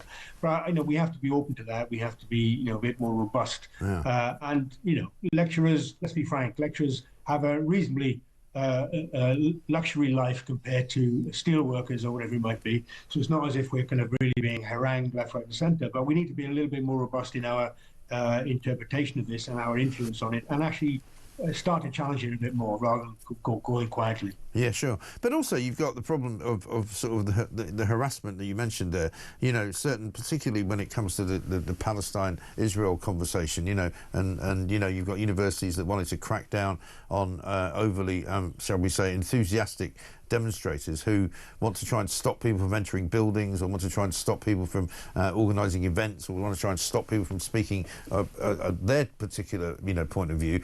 And I suppose once you have that kind of problem, once it becomes threatening in a sense that it's more physically threatening than it would be just mentally threatening, somebody has to do something about that. You can't allow those people to win, and you can't allow people who want to cancel projects to win just because they don't agree with you. No, obviously the protesters that shout down lectures or, stop people going into buildings, they are denying free speech, not free speech advocates. Obviously, they think that they have a right and freedom to do this. And in some ways, the freedom to protest is a very finely balanced thing, isn't it? But ultimately, I do think that, like I said, there were videos on YouTube just last week of professors, giving a lecture, and somebody stands up in the back of the class and starts shouting "Free Palestine." Yeah. And instead of saying, sod off, get out, they stop in silence and respect and allow them to ridicule the entire process and stop the class. I mean, like I say, lecturers have to stop this. They have to be in a right position to advocate for their own freedom of speech, the rights of the other classmates who maybe don't go along with it, and actually be a little bit more robust. And I think this kind of policy may give people at least a little bit more of an inclination and a bit more backup to be able to do that. Yeah, I think you're right. Good to speak to you, Austin. Thanks very much indeed. Austin Williams, the Director of the Future Cities Project. Let's get a quick call in. Melanie is in Cardiff, wants to talk about Iran. Melanie, very good morning to you.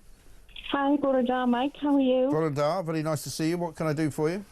I'm just ringing about the gentleman who called in earlier today and saying about we shouldn't get involved in Iran. We have to take something into note here, I think, Mike.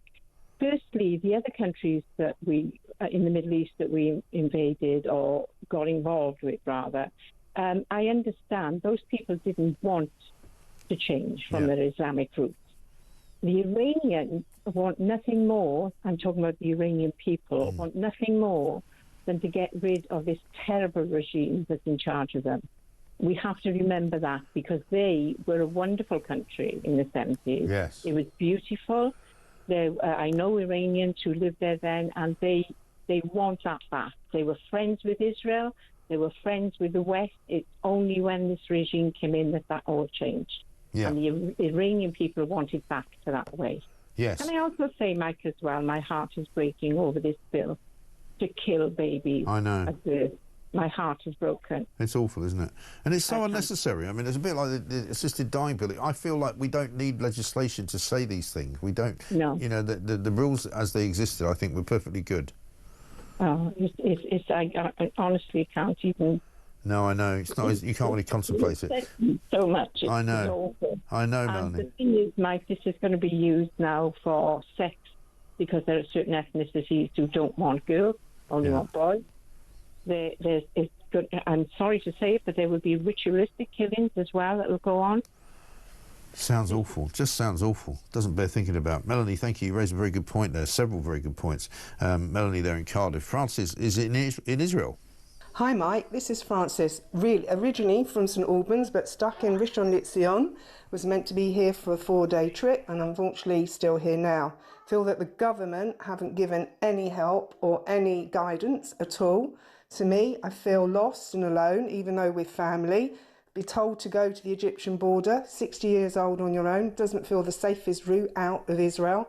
And really should have had some form of help or guidance in some way. And I'm just feeling a little bit lost and alone. Thanks. Love your show. Francis, thanks very much indeed. Yeah, I mean, it seems incomprehensible, doesn't it, that with all of the things that are going on right now, that somebody in the Foreign and Commonwealth Office is not organising to get people out of Israel if they wish to leave. There are people there who have got, holidays that they've taken. They need to get back to work. There are people who are visiting relatives who need to come home. There are people who might have, responsibilities back here that they need to fulfil. But there are no planes in and out of Israel. Effectively. But if the Americans are rescuing people and evacuating people out of there, then surely we should be doing the same thing, shouldn't we? Why aren't we? Why is David Lammy not helping people in Israel?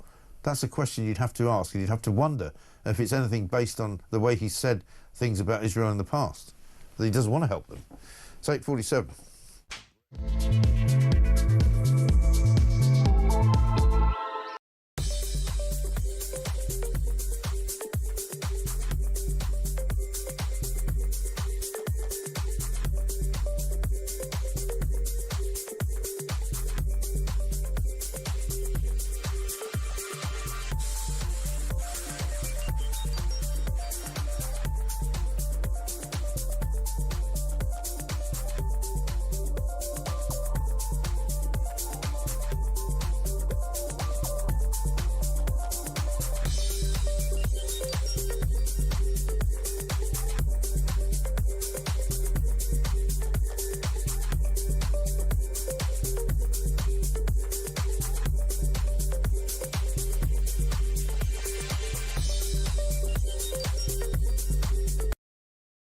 and talking about the detail.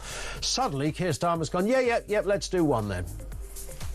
Well, how shameful that this government has needed this report from Baroness Casey, which literally has now dragged the government kicking and screaming to the point where it knows the British people will not accept anything less than a full statutory investigation into this, that the issues that we should have been investigating all that time ago are still the same issues that have been raised in this report by Baroness Casey.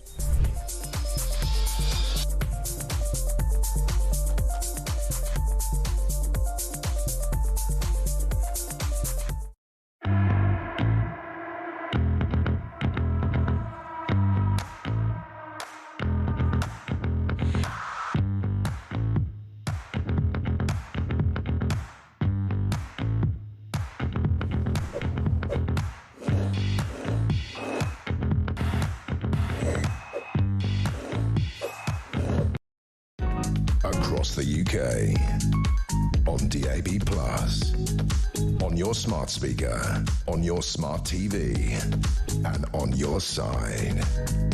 This is Talk. Welcome back to Morning Glory, coming up to 10 minutes to 9. Keir Starmer's got his first tweet of the day out. Now, we used to call this lie of the day. We've had migrant of the day. Keir Starmer says this: I know families are still struggling with the cost of living. By expanding our warm home scheme, millions more families will get £150 off their bills this coming winter, putting more money in the pockets of working people as part of our plan for change. And then he attaches an article he's written for Metro newspaper about how he's giving a load of money to people. I don't know how he's finding this money. I don't know where he's getting the money from. It's not very clear. But certainly, having taken money away from pensioners so that it was not a warm homes plan, it was more like a cold homes plan, he now seems to be reversing that ferret once more. So yet another U-turn from Keir Starmer. The breaking news, of course, Trump has approved an attack on Iran and is ready to give orders. Dean from Dagenham says this: these judges who rule against deportations, maybe it's time they and their families took in these people after ridiculous rulings. Well, Lord Hermer, of course, very much part of that.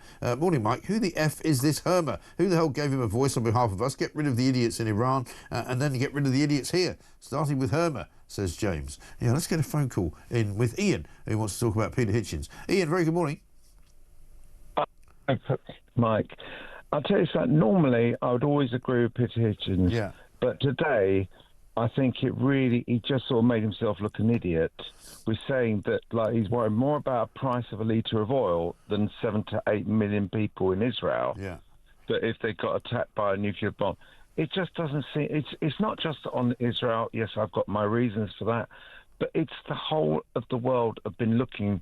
Like there are certain reporters around are saying, oh well, they'll look for any excuse not to do it. Yeah. But in actual fact, it's not like with Labour where they said there was weapons of mass destruction. They know they're there. Yes. They know that there's this. No, I think it's a very different situation to Iraq. I mean, totally different. Not even in the same ballpark. Yeah, and as far as it goes with the Labour government not sort of arranging travel, is it because of who they're actually trying to get out? Well, I wonder if that is the case, then that's absolutely shameful. Disgusting. Yeah, it really is. It is. I'm going to get to the bottom of it, Ian, because I want to find out why this is going on. Because if the Americans can do it, so can we. And if we're not doing it for that reason, that is absolutely shameful. And I'll check it out, and I will get to the bottom of it. Thank you very much indeed. Right now, though, we're going to talk to Bill Cash, Sir Bill Cash, I should say, former Conservative MP, former chairman of the European Scrutiny Committee. Because once more, Sir Bill, we've got an awful lot to talk about this morning. In his efforts to bring us ever closer to a sort of Brexit reset, Sir Keir Starmer seems to be spending more money, giving more money to the French, getting less in return, and giving away more of our sovereignty with every sort of step. Well, that is absolutely... Mike, nice to speak to you. You're absolutely right. It's a complete scandal, this. They said that the Conservative Party hadn't succeeded in getting this right. They are making a total hash of it from beginning to end. And the bottom line is that the French are not cooperating. They're still standing on the shoreline. In addition to which, of course, the people are still coming over. And the real question is, how do you deal with these illegal migrants? And they are illegal. And the Refugee Convention itself has to be overridden in this context for a very simple reason, and it can be done. It's not difficult, Mike. My amendment, which I put down over several years ago, debated in the House of Commons, actually provides the answer, and that is terribly simple. In our legal system, if the Supreme Court is faced with a clear and unambiguous provision, including overriding international law, including the ECHR, and actually says quite clearly and unambiguously that this is the law, the Supreme Court will back it. That is the point, and they haven't been doing that. And so it goes on and on and on. It's costing a huge amount of money, hotel bills, social services, health system, the whole business of education. The costs are astronomical, and it's growing and growing, and the numbers are going up and up and up. So why will they not get on with it? Well, I mean, there's only two questions that really need answering, isn't it? It's why can they not stop the boats when they vowed to do so? When they came in, they said we were going to smash the gang. So far, they've arrested one guy, right, who apparently was so key to the operation. Ever since he's been arrested, they've actually got more successful. So he clearly wasn't that key to the operation. And they're now looking down the barrel of a very expensive gun. We've got people smugglers this week offering a sale. Because they're getting so many people across, they're offering people to travel for £2,000 instead of £4,000. We're absolute laughing stock. We're being mugged. And actually, it can be dealt with. The law is available, but it has to be dealt with properly by overriding the international law in this particular context for this particular purpose. And if it's clear and unambiguous, the Supreme Court will back it. We've set up a new organisation because this is an infringement of our British sovereignty. And so we've set up an organisation which is called Stand for Sovereignty. It's going great guns. GB News actually had it. It was the actual top of news even yesterday. Boris Johnson has completely backed it, passionately, he says. And this is the point. We are now actually organising a massive campaign to stand up for our sovereignty, because it's a sovereignty which enables the Acts of Parliament to be passed in order to be absolutely clear and unambiguous, so the Supreme Court will accept that law. The Supreme Court is not dragging its heels on this. It's just that the law needs to be changed. We need a new Act of Parliament which is clear and unambiguous. Yes. I mean, you have to say, don't you, that the Labour government clearly haven't got their hearts in this. They don't really want to stop it, because if they did, they would, surely. You only have to look at Yvette Cooper's face in the House of Commons, which I've been doing quite a lot. I can tell you she looks very worried. She does. And she has every reason to be. The reality is that they are not doing what is needed in the national interest. The British people demand it, and it should be done. And it's as simple as that. Yeah, I think so. Well, let me ask you just on something slightly separate to that. What did you make of David Lammy's trip to Gibraltar the other week, where he appears to be beginning the process of handing over certainly the border control in Gibraltar to the Spanish authorities? Mike, another one. It's the same with the Chagos Islands, if I could refer to that too. It's the same with the illegal migrants. It's about our sovereignty. This is British sovereignty over Gibraltar. I cross-examined in the European Scrutiny Committee this issue when I was still in Parliament last year. And basically, the short answer is that Gibraltar is being sold down the river. It is completely outrageous that we should have our defence. We have got huge defence interests in Gibraltar. The airport, which they're now, in which they're now going to input these arrangements for processing people, is actually British defence territory. It's owned by the RAF. It's outrageous that we should be handing it. And do you know the Spanish won't even allow us, our jets, to fly over Spain? That's what I was told a year ago. It's completely outrageous, and it's a sellout, and it hasn't been signed yet because it's still being finally discussed. But We saw last week that they've actually come to an arrangement. It's shocking. It is really shocking. So, Bill, great to talk to you. We'll keep us informed, and we'll keep up the good work with setting this agenda out there and making sure that sovereignty of this country remains with this country and this bleeding government doesn't give it all away. So, Bill Cash there, former Conservative MP and former chairman of the European Scrutiny Committee. And I think we might have time to do this.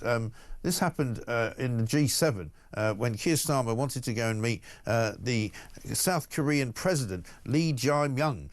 If you look at this piece of footage here, I can help you with it because he looks a little bit embarrassed, but he goes over and says he wants to say hello. Let's have a look.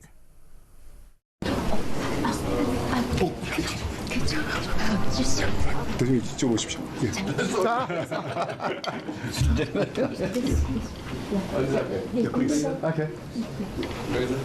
Shake hands with the man. It turns out he wasn't shaking hands with the president. He was shaking hands with the president's interpreter. Who can blame him? He's obviously a bit confused. Never mind. Keir Starmer, president of the very confused leader of the free world type club. Morning, Mike, says Brian in Worthing. Help me out here, please, because I'm genuinely confused. Is there another country on this planet that would allow criminals, because that's what they are, by entering the country illegally, to not only allow them in and then treat them better than they treat their own citizens, and the taxpayer picks up the bill? Unbelievable, says Brian. Absolutely right. And Tom from Kent says one of the reasons for the benefits claims rise could be asylum seekers increase. 1,000 individuals arriving per day need some money somehow, don't they? Especially after they just spent a whole couple of grand getting over here. The whole thing is slowly rotting our country.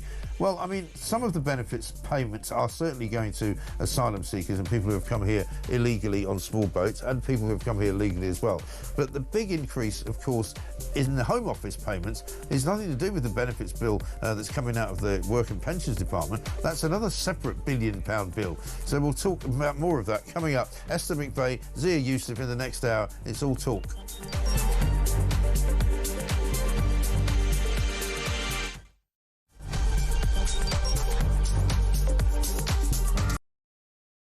Good evening and welcome to Plank of the Week. It's the one show where you do not have to...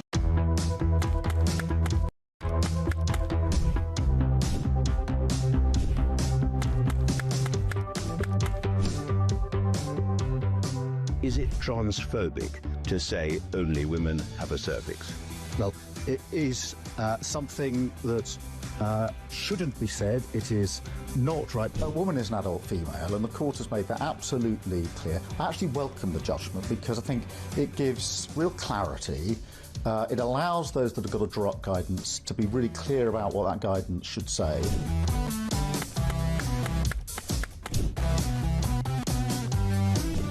If you want to fight for Remain, vote Labour. Now, there are some who say we don't need Brexit to work. We need to reverse it. I couldn't disagree more.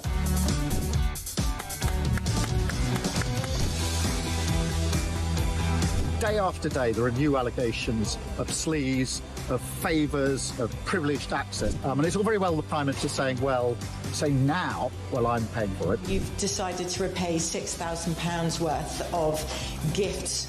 Lord Ali is facing an investigation. I wonder how concerned you are that your biggest donor was not fully transparent. Are you saying you made a mistake? It was right for me to make those repayments. Thank you.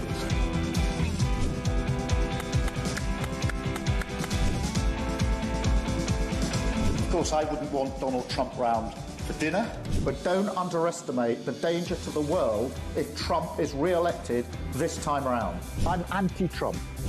I would like to send my warmest congratulations to President Trump on his inauguration as the 47th President of the United States.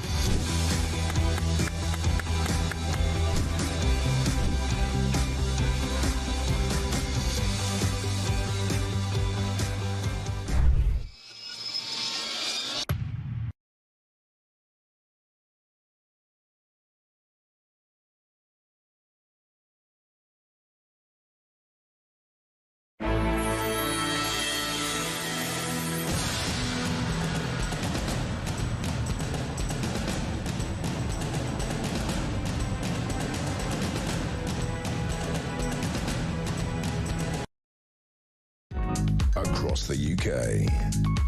On DAB+, on your smart speaker, on your smart TV, and on your side. This is Talk.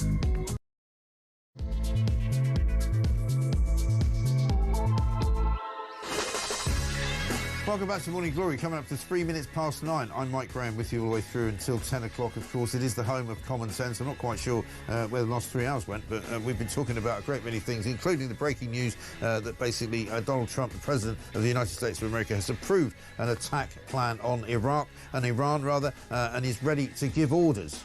So we await to see what the ramifications of that are. Obviously, Iran has been firing missiles at Israel this morning. A hospital was hit in southern Israel. Several casualties there. We haven't yet got a number for you, but we'll keep you updated on all of that. Meanwhile, we've discovered what is actually going on the ground in Israel. So an awful lot of British nationals are in the country, many of them waiting to come home. Planes have been cancelled in and out of the country. There is no commercial flying going on at the moment into Israel or out of Israel, but unfortunately, from what we're hearing, there is nobody in the British Foreign Office or the British Embassy who appears to be helping those British nationals who want to try and get back to the UK. We're hearing from many of them saying they're getting bad advice or no advice. The best they can get is to try and get themselves on a coach to Egypt. Have a listen to this. Hi Mike, this is Francis, originally from St Albans but stuck in Rishon LeZion. Was meant to be here for a 4-day trip and unfortunately still here now. Feel that the government haven't given any help or any guidance at all. To me, I feel lost and alone even though we're family. Be told to go to the Egyptian border, 60 years old on your own, doesn't feel the safest route out of Israel. And really should have had some form of help or guidance in some way. And I'm just feeling a little bit lost and alone. Thanks. Love your show. And we're trying to get some information out of the Foreign Office. So far, all we've got is that basically, Foreign Office advice is if you want to get out of the country, you should try and make your way to the Egyptian border. But more disturbingly, on the Foreign Office website, it says you are responsible for your own personal safety. Follow the advice provided by the UK government and local authorities. We do not have a general duty of care to British nationals abroad. Well, I think this is a slightly special case, isn't it? You're in a country which is being bombed by missiles from Iran. It's not quite as if you're being stuck, in a wine bar somewhere down on the south coast of Spain, is it? Asking to be re-evacuated. We'll bring you more on that. Zia Youssef joins us coming up shortly. He's the head of Doge at Reform UK. Also, Esther McVeigh, the former Minister of Common Sense in the Tory government, of course. And we've got much to talk about on the migrant front. Things are going so well for the migrant smuggling gangs. They're actually offering a summer sale. We now know that more than 40,000 migrants have come here since the Labour government got into charge on July the 4th. We've got several cases this morning of the migrant system just continually breaking down and continually not being fit for purpose for the British population. 0344 499 1000. This is Morning Glory. Let's get it on.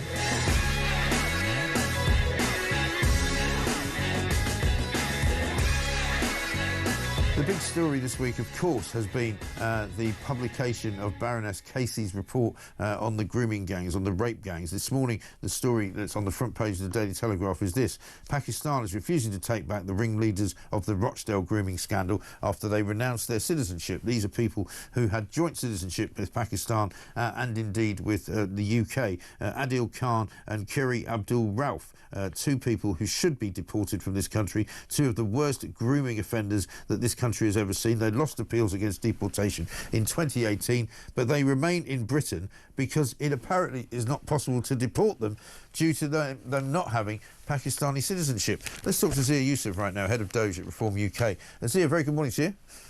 Good morning, Mike. Good to talk to you. I mean, this story is just a small portion of some of the scandal surrounding the migrant crisis right now in this country, which seems to go from bad to worse. We've got, a story every day. I usually call it Migrant of the Day. Today there's an Algerian recidivist criminal who's committed all sorts of assault crimes. He's committed robberies, he's committed thefts. He's a persistent criminal. Says he can't be sent back to Algeria because he's a trans gay man and he will be made fun of. It's just ridiculous, isn't it?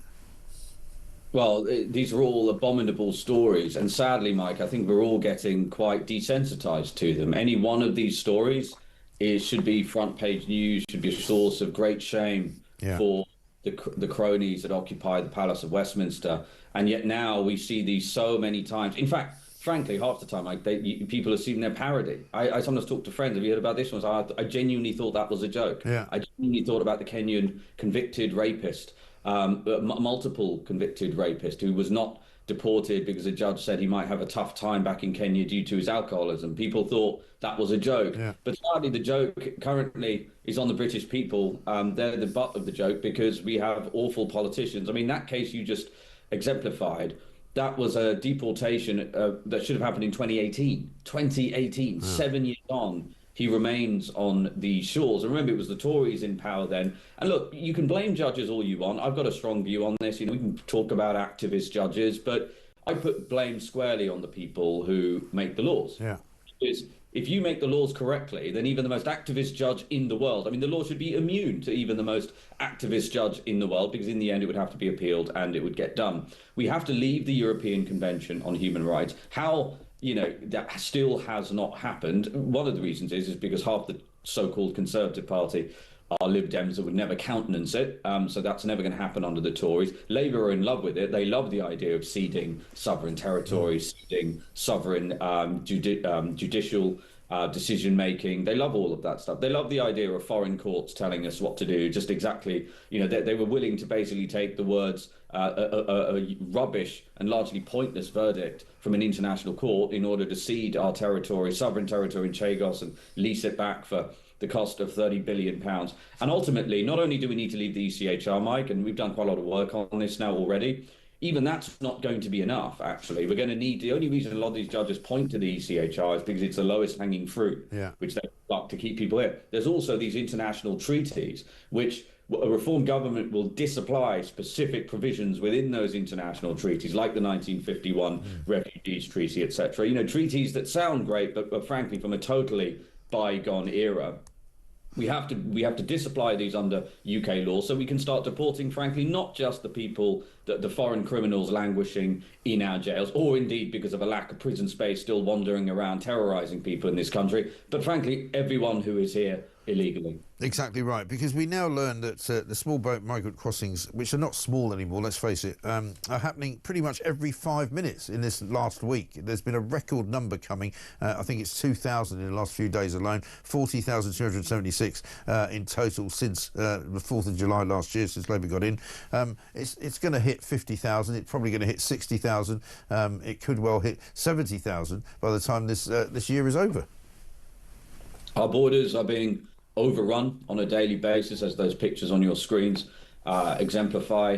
British culture is being overwhelmed. The rule of law is now a joke in this country. And, you know, just listening to your previous segment, Mike, isn't it a tragic encapsulation of the state of affairs of the United Kingdom that you have a 60-year-old who is desperately trying to leave what is now an active war zone, effectively, fleeing torrential missile attack from Iran, seeking help from His Majesty's Foreign and Commonwealth Office, and the Foreign Commonwealth Office official guidance, if I heard you correctly, was to say that, quote, no duty of care to that British citizen. And yet we seem to have, the British government seems to have an endless duty of care that shows no bounds of compassion, you know, whatever it takes for people who arrive on our shores illegally. They get put up, you know, they get free health checks, they get free taxis, they get put up at hotels for free. They get asked what sort of activities they'd like to enjoy. They have their TV licenses paid for them. So there is, I keep saying this, one of the reasons why the social contract in this country is hanging by a thread is not because British people are unwilling to make sacrifices, but because there is just a relentless prioritization of the rights and interests of foreign citizens over those of our own. Yeah, surely they'll have to change their policy on this, because presumably they're assuming that their policy towards evacuating people from Israel was before these attacks started. Because surely you put a country like Israel into a special status, don't you? To say, you know, clearly there are reasons why we need to get people out of there, because it's a dangerous place for British citizens to be. I mean, I've got a tweet here that I can read you out, where it says basically there are people now all over the place in Cyprus. There are RAF planes in Cyprus that could evacuate people. They're only, you know, literally a hop, skip and a jump away. They could easily fly in, like the Americans are doing, on these C-17 planes, and fill them up with as many as 800 people at a time. Absolutely. And I can tell you, knowing Nigel as I do, if Nigel was the Prime Minister, he would see to it that whoever our foreign minister is, those British citizens would be taken care of. He'd be leaving no stone unturned to ensure that the British state does everything it could to extract those people from, as you say, what is now an active war zone. Yeah. The last time you and I spoke, Zia, you broke the news to us about trampoline lessons that were being given to illegal migrants and asylum seekers in Kent. What have you found out since then? How's it all going? Well, I put something up on my social media yesterday. It was actually a report. Basically, it's a, quote, customer satisfaction survey of, and this stuff, sadly, I mean, if you don't laugh, you'd cry. So a wellness company had gone in and done a survey inside one of these migrant hotels where people have put up for free. Many of them were there illegally and came by boat. We know that because they've literally said that in the answers to the questions. And what they're being asked are questions like, well, we're launching a new wellness service. How would you like to hear about it? What sort of activities would you like? And some of the residents are complaining about the food, saying that they prefer rice to beans, to the traditional English food, for example, asking if they could be moved closer to their cousins. And then one of the takeaways was they're now going to get, and these are all adults, by the way, are now going to get taken for rugby sessions. And again, when was the last time you heard about any of this being given at the taxpayer expense to British servicemen and women who served our country bravely, or to the British homeless? So there's just this big problem at the moment where I actually think the more we do this Doge work and the more we dig, it's like peeling back layers of an onion. Go to the social contract. This is not what people who set their alarms in the evening and go to work in the morning expect their taxpayer money to be spent on. No, it is absolutely staggering, isn't it? And I mean, I've been saying ever since that conversation that you and I had, this is a really rich seam. Nigel Farage was in here yesterday, and I said the same to him. You know, you guys are going to uncover so much waste in government, not just in local government, but in somehow the funding. I mean, there's a story this week saying that the organisers of the Notting Hill Carnival are trying to get central government to fund them because they fear that they haven't got enough money to keep it going. And you know which way that's going to go, because nobody in Labour government is going to go, oh, we better not fund the Notting Hill Carnival because otherwise we'll be accused of being racist. So, of course, there'll be more money going south, being handed to these organisations to do all of this stuff that nobody wants. Absolutely. And so you're right, it is a rich seam. As I said, often when you look at these problems, look, procurement is a big one. That's where I think most of the money in government spending is being wasted. These big consulting firms, the Bain, McKinsey's, the big four accounting firms, they've taken £8.5 billion in contracts from the British government at national level over the last 5 years. All the while, the size of the civil service and cost of the civil service is ballooning. So it is a rich seam. It's going to take a lot of hard work to pull on it, but that's exactly what we're going to do. We're going to expose what's happening to the British people, and to the degree reform has the power to make changes, for example, at local level, you better be darn sure we'll do that. Yeah, well, look forward to it. Zia, good to talk to you. Thanks very much indeed. Zia Yusuf, the head of Doge at Reform UK, already kicking over a few cans and making sure that people are very much frightened of what's going to come from any investigation in any local government that Reform controls. This from Kenny in Edinburgh. He says, hi, Mike. The Attorney General saying helping the US against Iran could be illegal shows just how pig ignorant the government really are. How is this any more illegal than the thousands and thousands of illegal migrants Labour allow into the country? An illegal act is an illegal act, surely. Yet we don't hear any outrage as long as it aligns with Labour idiotic ideology. The hypocrisy is quite staggering. And one from Steve who says, why would Israel trust us when they see we have a weasel of a Prime Minister who refuses to stop an invasion of our country and jails his own people for free speech, and a Foreign Secretary who clearly favours Israel's opponents?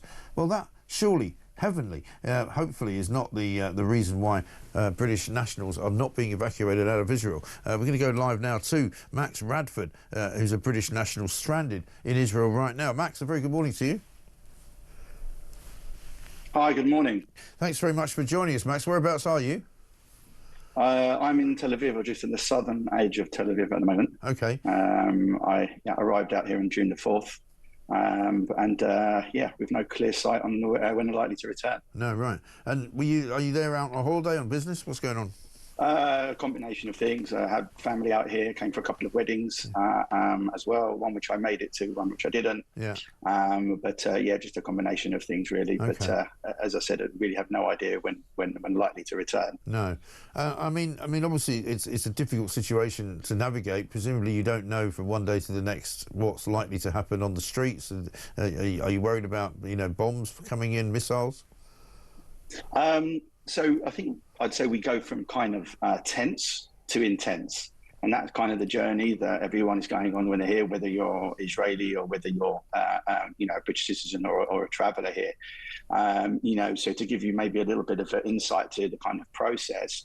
So there is a very efficient home front command, let's call it app, that you can have on your phone, on your watch, and also the siren. So what happens is they see when there's a preparation for a potential launch. So we get a pre-warning, which can be anything from a few minutes to 10, 15 minutes, even half an hour before.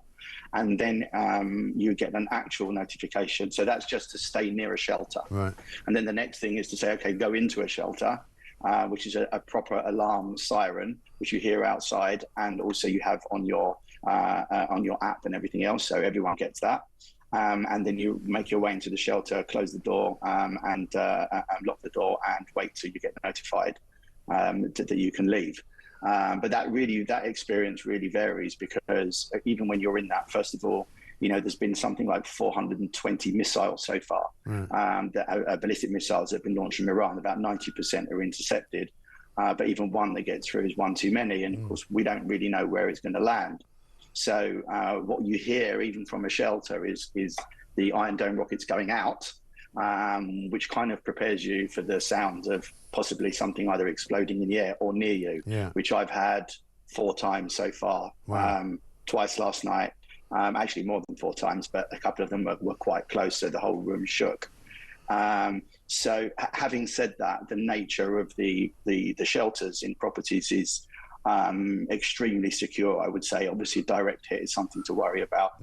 But there's about 3 million properties in Israel. I think 1.6 million of them were built after 1992, which is when the legislation came in that everyone must have a shelter, either in your property or on your floor.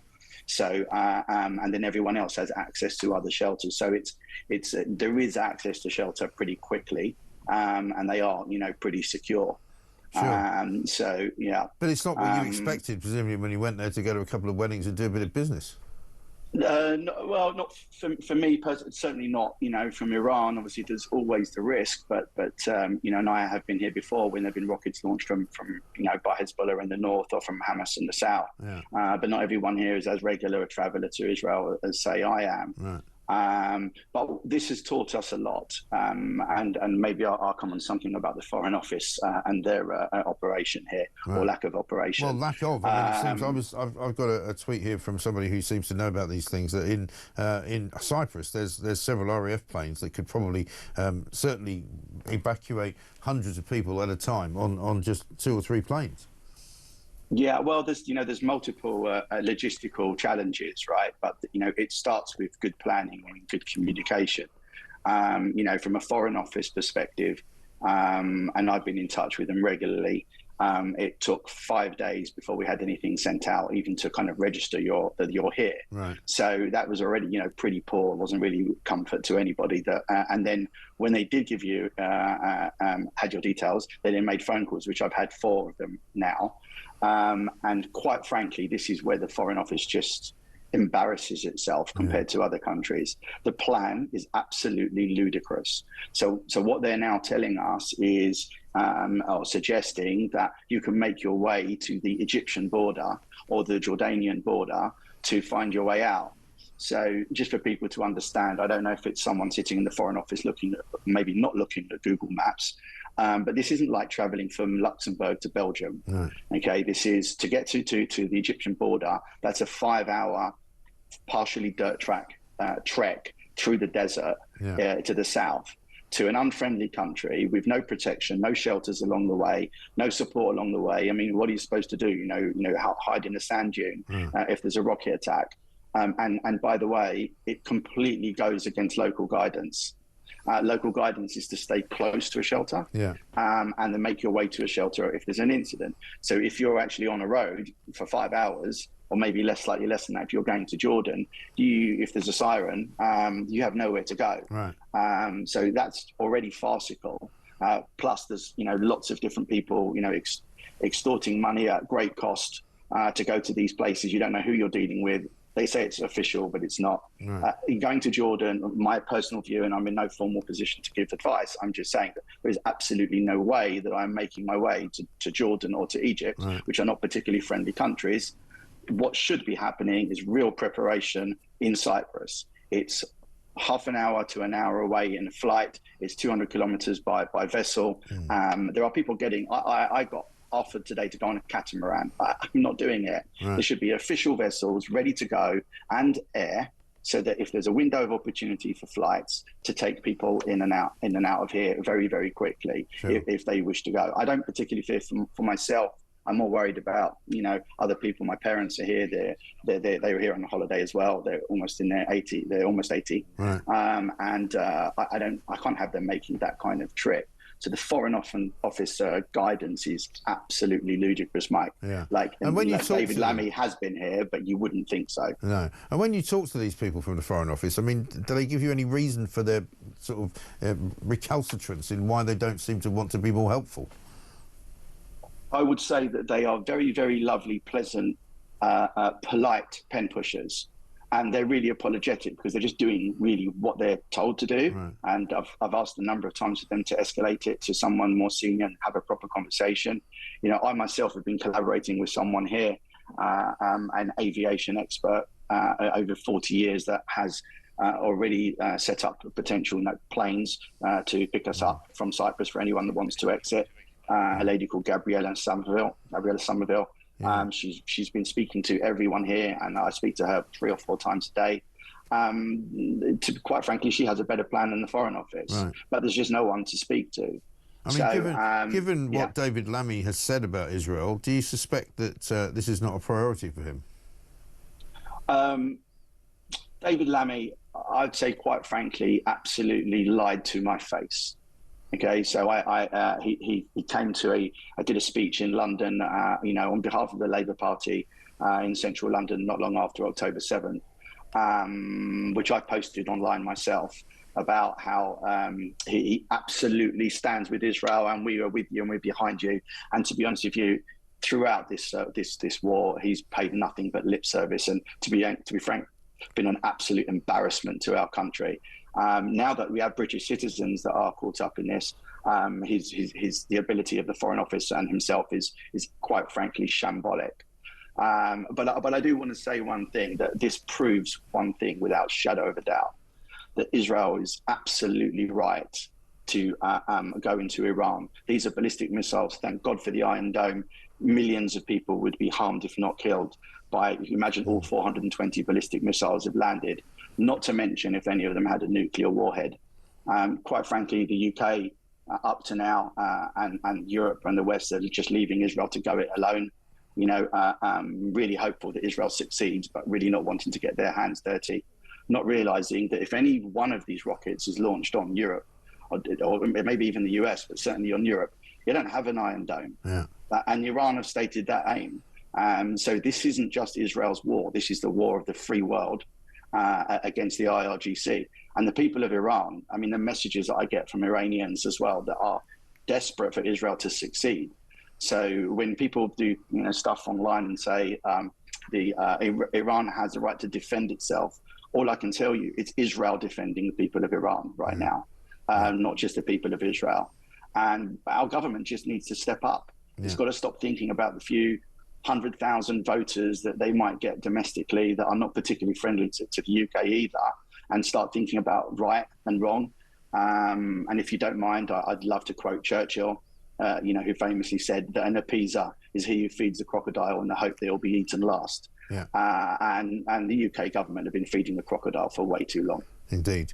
Max, well, listen, let's see what we can get done. We're going to try and put pressure on them as well. So thank you very much indeed for joining us, and good luck with staying safe there. Max Radford, Brits stranded in Israel. There's an awful lot of them. We'll try and get a number, actually, of how many British citizens are likely to be stranded in Israel and why it is that the Foreign Office is not bringing them out of there. Let's get a voice note from Hev. Hi, Mike. Hev from Kent. Yeah, let's face it, you know, this government are not for the Brits. And so, you know, obviously we all have to stand on our own 2 feet and get on with it. This government will do anything for anybody else, but not for the Brits. So people that are stranded, well, it's just tough, isn't it? You know, because you're British nationals. Yeah, you're British nationals and you're in Israel, so it's your own fault. That seems to be effectively what the Foreign Office is saying. Marvellous, isn't it? Thank God that we give them so much money so that they can look after people when they're in war zones. 0344 499 1000 is the number. Let's just talk.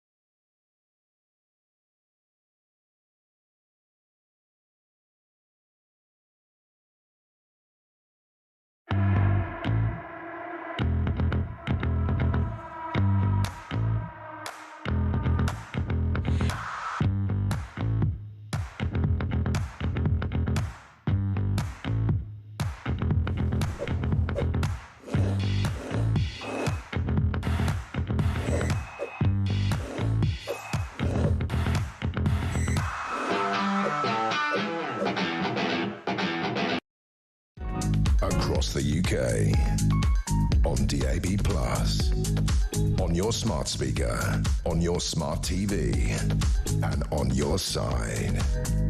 This is Talk.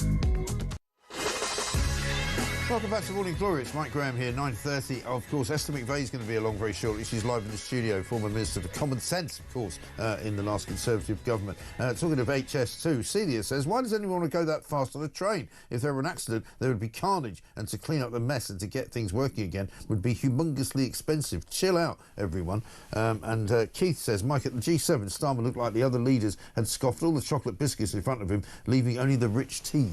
Yeah, interesting that you should say that. He doesn't look like he knows what he's doing, does he? I'm afraid to say. Harry Wilkinson's here, Head of Policy at the Global Warming Policy Foundation. Harry, very good morning to you. Good morning. A couple of stories this morning to catch your interest, aside from the disaster that's HS2, of course, which might as well be renamed LS2, given that it's not going to travel at high speed, and it's certainly not going to be very green. Ed Miliband is apparently giving the go-ahead to some drilling in the North Sea. Has somebody caught him on a bad day? Well, this certainly comes as a big surprise to me. It's very welcome, of course, because, you know, these resources that we have in the North Sea, not only are they great for jobs here in the UK, for tax revenue that we can collect rather than send to other countries, but it's also good for emissions, because if we're using our own oil and gas, we're not having to, import that, tank it, possibly, in the case of gas, actually, compress that gas for shipment and then decompress it. All of these are very energy-intensive processes. And of course, using our own domestic supplies means we don't have to do all of that. So, it makes perfect sense. He should have seen the logic of this much sooner. And there's still a lot of things that we're concerned about in terms of the barriers Labour is putting up to North Sea oil and gas extraction. Yeah, I mean, it really does show you, though, that the kind of, the absolute zealotry with which he does everything else does have the occasional hole in it. He does occasionally do something sensible. So, which must mean that, he's not absolutely and utterly drawn and wedded to this as much as he says. Well, you have to wonder how reluctant this decision was. Was he forced into this by some other ministers within the cabinet who could see the logic that he couldn't, and therefore continually pressed him to make this decision, or is this a genuine change of heart? I think only time will tell. I certainly hope he has had a change of heart, because these matters could not be more serious. We now have industrial electricity prices that are 4 times what they pay in the United States. We are being crippled on the energy front as a country. So new energy supplies is a vital new thing that we need. Yeah, but there is a backlash, isn't there? And the big problem for Ed Miliband is that with the way the Labour government is currently dealing with sort of public opinion, with every week that passes, they make yet another U-turn. I mean, some of us were surprised that he got so much money in the spending review. But surely Keir Starmer's next kind of place of rolling back some of the Labour policy will have to be the net zero campaign, won't it?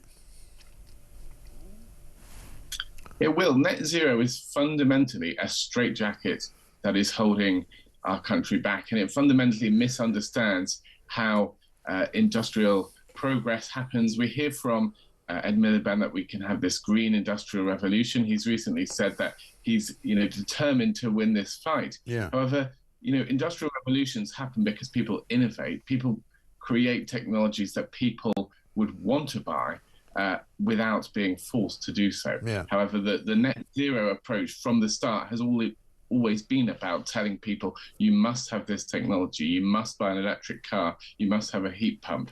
This has been a policy of dictatorial sort of mandating of technology. So net zero will have to look very, very different if it's not to fall into some of the kind of picking winners traps that governments have fallen into in the past. No, exactly right. And of course, yesterday he was speaking at an offshore wind conference in London. The only good thing about it was that he didn't have to fly anywhere to actually get there. And he comes out with all this kind of rhetoric, which means nothing. We are witnessing the coming of age of Britain's green industrial revolution. We are building this new era of clean energy abundance, helping deliver new jobs, energy security and lower household bills through our plan for change. He keeps saying that. He's not getting any lower household bills. Bills are going to go down a bit because we're in the summer now, and the price cap's coming down a bit, I think, by 100 quid. The new jobs he's delivering don't exist. Energy security doesn't exist. And apart from that, it's all good. And then it turns out he's giving yet more money away to our good friend Jürgen over at GB Energy. They're going to get another £300 million in offshore wind money, which they can hand out to somebody who's going to make a profit out of it. It's just the same sort of language that we've heard from multiple previous energy secretaries. That's what is important to remember here. This isn't, and none of this is new with Ed Miliband. We've heard this kind of language from multiple previous energy secretaries, Conservative, and going back before the previous government. And they've all promised this green industrial revolution. They've promised lower bills. But what's happened? Energy bills have risen and risen and risen. We're now paying almost as much for policy costs, carbon taxes, and renewable energy subsidies as we are for the wholesale price of electricity itself. So, this is a staggering cost that's being faced by the British public. It's been rising and rising. We've heard this language time and time again. And Miliband's just created another quango in Great British Energy, more money to throw away at renewables. It's supposed to be a mature technology by now. So why does it need to be continually subsidised? If it's going to bring down bills, Why do you need to subsidise it? Ed Miliband has to answer these fundamental questions. Yeah, absolutely right. Well, if only he would come on this show and he would be asked a few fundamental questions, but he never does. But thank you very much indeed. Harry Wilkinson there, Head of Policy at the Global Warming Policy Foundation. Let's get a voice note from Ken. Morning, Mike. Ken Endorser here. Proper angry today. Well, Starmer and his minions grandstand it on the world stage and jet around the world saying, look at me, aren't we clever? British citizens at home and abroad just get neglected time after time. My God, I hate this shower. Anyway, great show, Mike. Ken, well said. I thought you good save at the end there as well, because I thought you were about to say something else. Thank you very much indeed. It's 9:37. Coming next, Esther McVeigh's here.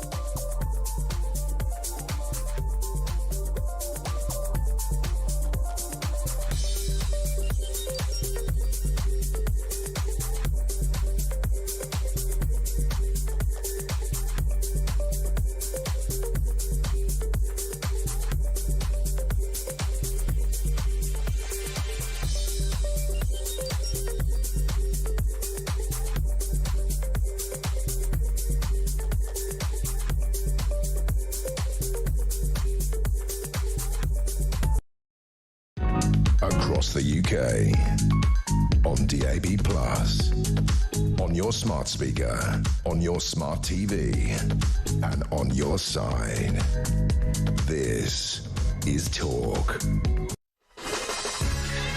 Welcome back to Morning Glory. It's 9:39, very nearly. We've only got about 20 minutes left, but I'm delighted to say we're joined this morning in the studio live. Esther McVeigh's here. Esther, morning, very nice great to see you. Be here. Very good to have you in the studio for the first time. The home of common sense, of course, where you belong, because you were the former Minister for Common Sense. We've just been listening there to Harry Wilkinson from the Global Warming Policy Foundation about our good friend Ed Miliband and his kind of continuing zealotry about how he's producing all this great energy, he's producing jobs, he's going to, save the planet.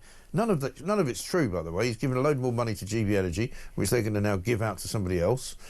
You wrote about it recently, didn't you? Well, he's just done a bit of a U-turn today, yeah, hasn't he has. Opening up oil fields, and I thought, well, that could only have been down to my article, of course, which I wrote this week. And basically, what I was saying, at the moment, with the tensions, the increased tensions in the Middle East, with missiles raining from Iran and Israel, the idiocy of this government's foreign policy and energy policies is about to be exposed. Right. And we've got the political equivalent of Dumb and Dumber with Lammy and Miliband at the top there, taking a sledgehammer not only to our energy security, but a sledgehammer to our territories and our defences there, and how they have to stop doing that, actually be on the side of the British people, not give away Chagos Island, which we need. We need the defence base there, and also reverse this nonsense of net zero, which is making us poorer, less safe, less secure, and hopefully it's another government U-turn. We can only cheer on that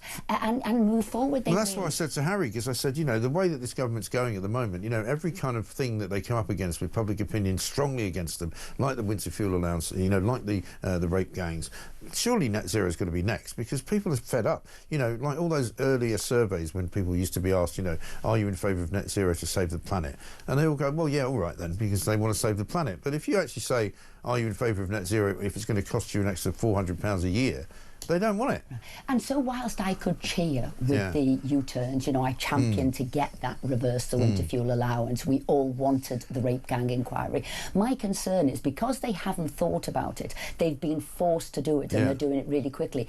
They haven't thought what they're going to do next. So you're not cheering that they've changed their mind. They now haven't a clue what they're going to do. Like they don't know what they're going to do with the rape gang inquiry? Right. Who is it? Who's going to chair it? Who's Well, setting surely it up? Starmer should be coming out and telling us all that, shouldn't he? Well, he's staying silent because he didn't know this was going to happen. Right. He thought Baroness Casey, who originally didn't think there was going to be and need to be a national rape gang inquiry, he thought, oh, it's all going to go away. Yeah. She's going to come forward. No, the regional ones are good enough. And actually, she said the weight of opinion was such. Yeah. She changed her mind. So Yeah. he did a big gulp. Right. They didn't know what they were doing. He stayed out the way, hasn't said anything. But I did a load of questions yesterday because one of the concerns I'm concerned about is, and I've asked very clear questions to the Home Secretary there will not be an exemption from prosecution for people who come forward and give evidence. Right. There's so many points we've got to get that. Why have you done statutory and not a criminal inquiry? If you did a criminal one, you would get them prosecuted. There could be deportations. So I'm concerned you've got a U-turn, but actually, is it a U-turn going nowhere? Yeah, because it might well be, because I think he's going to try and get away with that, but I don't think we're going to let him get away with it this time. Said that. Because I think people like yourself and people on the opposition benches, people like me here and here at Talk and at other places, we're not going to... The people are really angry about this. You are right. I haven't seen them so angry about anything. Yes, and you give people a voice. Yeah. You give people, you listen to what people say. You are absolutely in touch with the mood. And it was a call from the public. Yeah. It was a call from pressure groups to get this, not him. And of course, Rupert Lowe, apologies, is carrying on with his independent inquiry. And he's offered to help Jess Phillips out, right? Yes. And except, but the last time I saw a tweet from him about that, she hasn't even responded. No. They haven't actually got a meeting or anything. No, and the reason he's carrying on with that, and I said I'd support him, but he's obviously leading the charge, is because it was to keep Labour and Keir Starmer's feet to the fire. Yeah. It was to ensure actually an inquiry goes ahead, and this will run parallel. He will be giving a voice to the victims, and he's saying, do you want to have all this information we've got? Would you like to have this and why information? wouldn't they? Exactly. And the problem for Keir Starmer, of course, is he's being assailed from all sides now, isn't he? He's sitting in the middle of this Iranian crisis, if you want to call it that, and he doesn't really have anything to say about that because he's nowhere. It looks as though Britain has become so irrelevant on the international stage that Israel aren't sharing information with them. The Americans, I suspect, are not sharing intelligence with them either because they just don't trust us. I mean, that's a terrible place to be. Well, I think that is a shocking indictment of this Labour Party, this government, that people cannot think, do not want to share intelligence when we, as a country, used to be the masters of intelligence, the masters of diplomacy. Whether you agree with it or not, you could take it on board, you'd assimilate it and you'd say, what do we do now? What is best for this country? To be excluded from that. I mean, really, Lord Harmer, as we like to call him, and Keir Starmer, they should be assessing this and thinking, why are we being excluded? What is it we are doing wrong? Well, I'll tell you what they're doing wrong. Starmer and Harmer on the front page of the Telegraph today. Apparently the Attorney General's advising the Prime Minister that getting involved in a war with Iran is somehow possibly against international law. That shouldn't be his purview, should it? He should be telling Keir Starmer that, that this is not only within your remit as the Prime Minister of the United Kingdom, but also we should be backing our friends in America and our friends in Israel. How is that even a question? Look, remember, this was the man who only a few weeks ago had to apologise for comparing people who wanted to withdraw from the ECHR as a rise in sort of Nazism, right? So he is a human rights lawyer through and through. I'm afraid he's not in touch with the mood at the moment, the mood of the country and the world. I would say the best thing that Keir Starmer could do is get rid of him and bring somebody else in, at least other people who could give him a more rounded view and opinion. But that guy's got to go. He's had about 5 chances to get rid of him, though, and he hasn't done it. All the way back to sort of September of last year when there was conflicts of interest, there was criticism about some of the people he'd represented in his private practice. There was that outburst about the Nazis. There's been one thing after another with this guy, Hermer, and it turns out also he didn't want to look at Lucy Connolly and possibly commuting her sentence in any way, shape or form. He signed off the prosecution. He signed it off. He didn't want to do a review unduly lenient sentences for a paedophile, for a rapist, for somebody who was fundraising for terrorism. All these things point to the conclusion he is not the right man to have there. So I know he's a good friend of Keir Starmer, but there is a point that actually this is about the public and not about your friendship. This is about the country and not, I don't know, your past career. And do you remember when he said country first, party second? One of the many slogans, the empty slogans that he said before, I think he said it on the steps of Downing Street before he walked in for the first time as Prime Minister. And nothing could be further from the truth, you know, because he has not put his country first. He has not put the people of this country first. I mean, look at what's happening now. We've just discovered this today, really, in Israel. There's dozens and dozens, possibly hundreds and hundreds, maybe thousands of British citizens trapped there. They don't know how to get out. There's no planes flying in and out. The Americans are apparently rescuing and evacuating anybody who's an American citizen who wants to get out. We've got planes in Cyprus that could be doing it. The Foreign Office and the local embassy are telling people to see if you can get yourself to the Egyptian border or maybe the Jordanian border, you know, in some kind of car.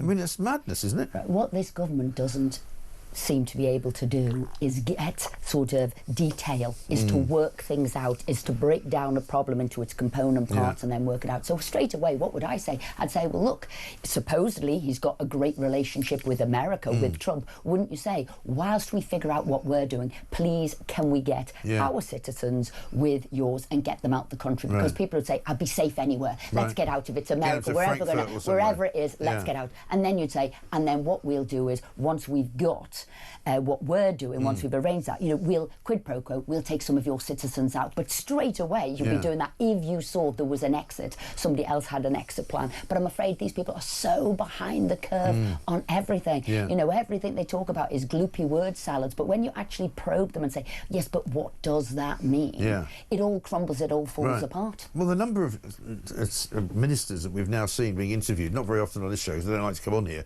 strangely enough, you know, but they go on lots of other shows.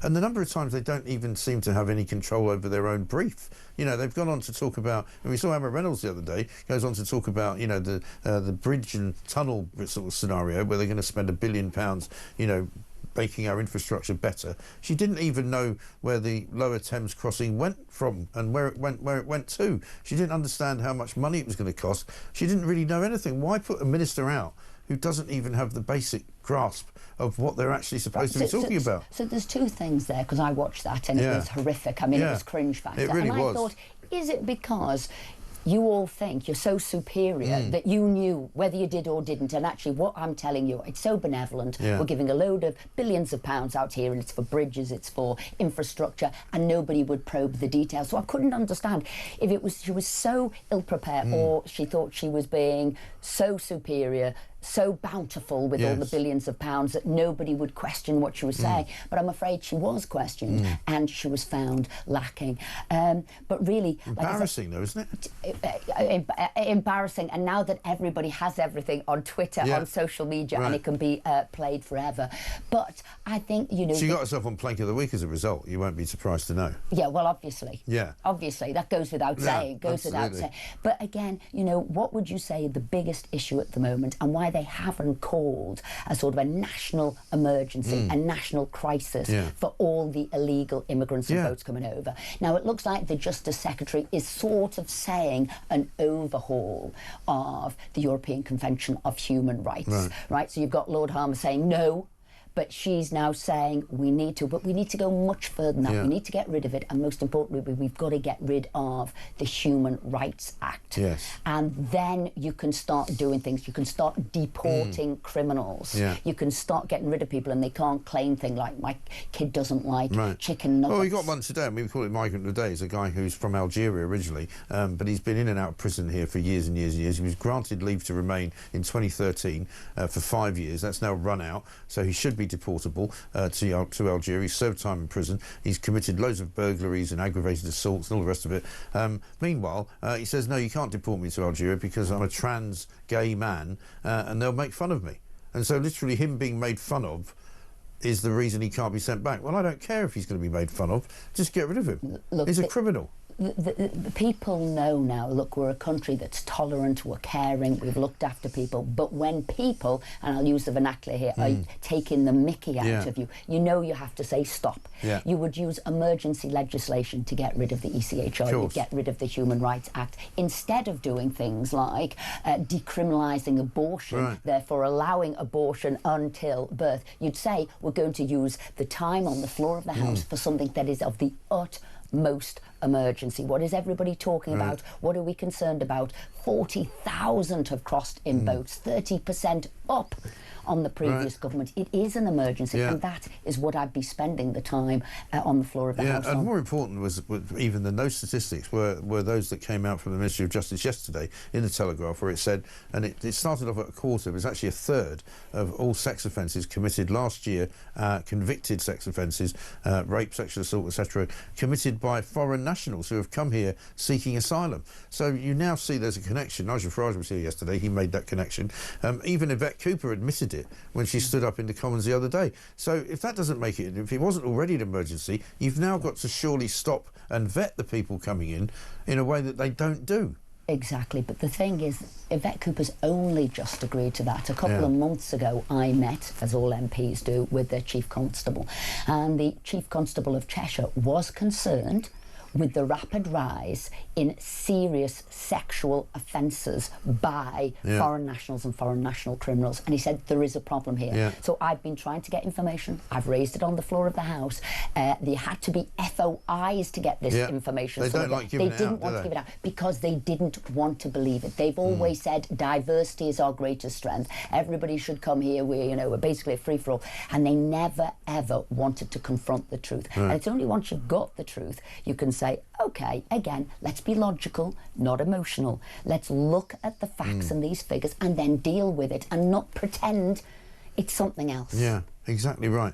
Let me just play this clip from Starbucks. You might have seen this already because we've been doing it this week. And this is about when he was talking to Beth Rigby over in Canada, and he was listing what he thought was his big mistake. In terms of mistakes, look, I think that we haven't always told our story as well as we should, explained our decisions in the way that might, in retrospect, have been better, but that's the nature of politics. I suppose the story at the end of the first year is this. We had to clear up the mess, and the first year was really about that. But as we now turn into the second year with the spending review, now's the time we can show that having cleared up that mess, taken those tough but necessary decisions, now you can see in the spending review, with the investment we're making in our public services, in our infrastructure, in our jobs, apprentices, you name it, you can see the difference that a Labour government makes. Yeah, tragically we can see the difference the Labour government's made, and none of it's very good. What do you think his biggest mistake is? Becoming Prime Minister. Yeah. I think sometimes people want to be Prime Minister because it is the ultimate goal. Yeah. It's what they want to be, where really you should only want to be there if you know what it is you want to do. Yeah. And you actually have policies made out and prepared. You know what you're doing. Well, and he said he didn't. did. No, but they didn't, did they? Yeah. You wouldn't have done, let's be honest, in less than a year, everything they wanted to do has all been U-turned. Yeah. Right? The budget, and it was a growth economy, has done the exact reverse to growth economy. Who are they harming? They're harming farmers, people that, and again, that is food security. They are diminishing the UK on the world stage, and they are literally taking a sledgehammer to every bit of our security. I said it before, about energy, about diplomacy, about farming, about pensions. He talks about jobs there. They have been They've lost them. They have lost them, and you know what? Youth unemployment. Because you've got to feel you've got a stake in society. You've got to think, you know what, if I try hard, if I get educated... It's got to be done. Exactly. I will get a job. And they're destroying all the jobs. And what are we seeing? A massive rise in people going on benefits, mental health benefits. People basically saying, I feel worn down, I feel ground down, and I don't feel I've got a stake in society. There's no hope. They are people. Aren't they miserable? Don't they give an air of miserableness? They do. It's awful. It's absolutely awful. Listen, we've got to stop though, because I'm running out of time and they're going to tell me off. Julie Hartley-Brewer will be in big trouble. You'll be in big trouble with her. Listen, great to see you. Don't want to be in trouble with No, thank you very much indeed. MP for Tatton, former Minister for Common Sense. This is the home of Common Sense. Of course, the world headquarters. We'll see you in a minute.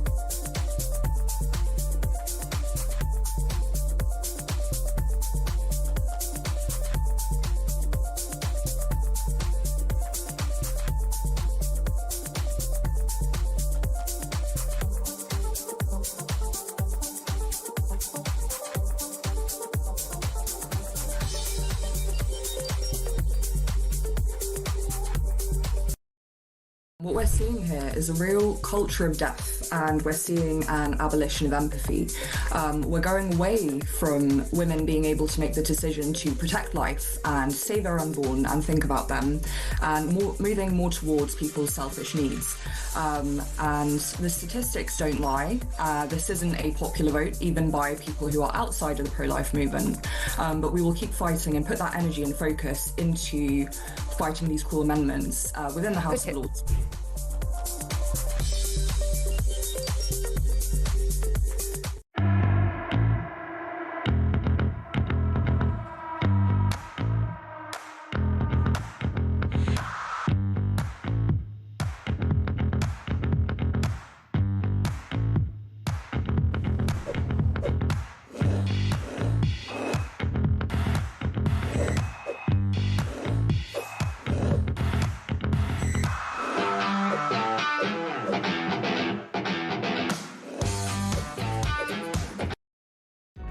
Across the UK, on DAB+, on your smart speaker, on your smart TV, and on your side.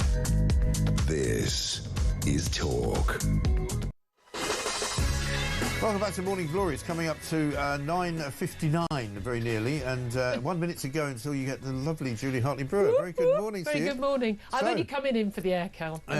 Although it's not working that well. No, I know. But it's better than home. Yeah. There were a lot of people on my train this morning. I thought, I know why you're all going into work. You're not normally there on Thursday. Yes. I mean, Thursday night is when everybody goes out. I was in Borough Market on... Oh, that's true. I think it was Tuesday night.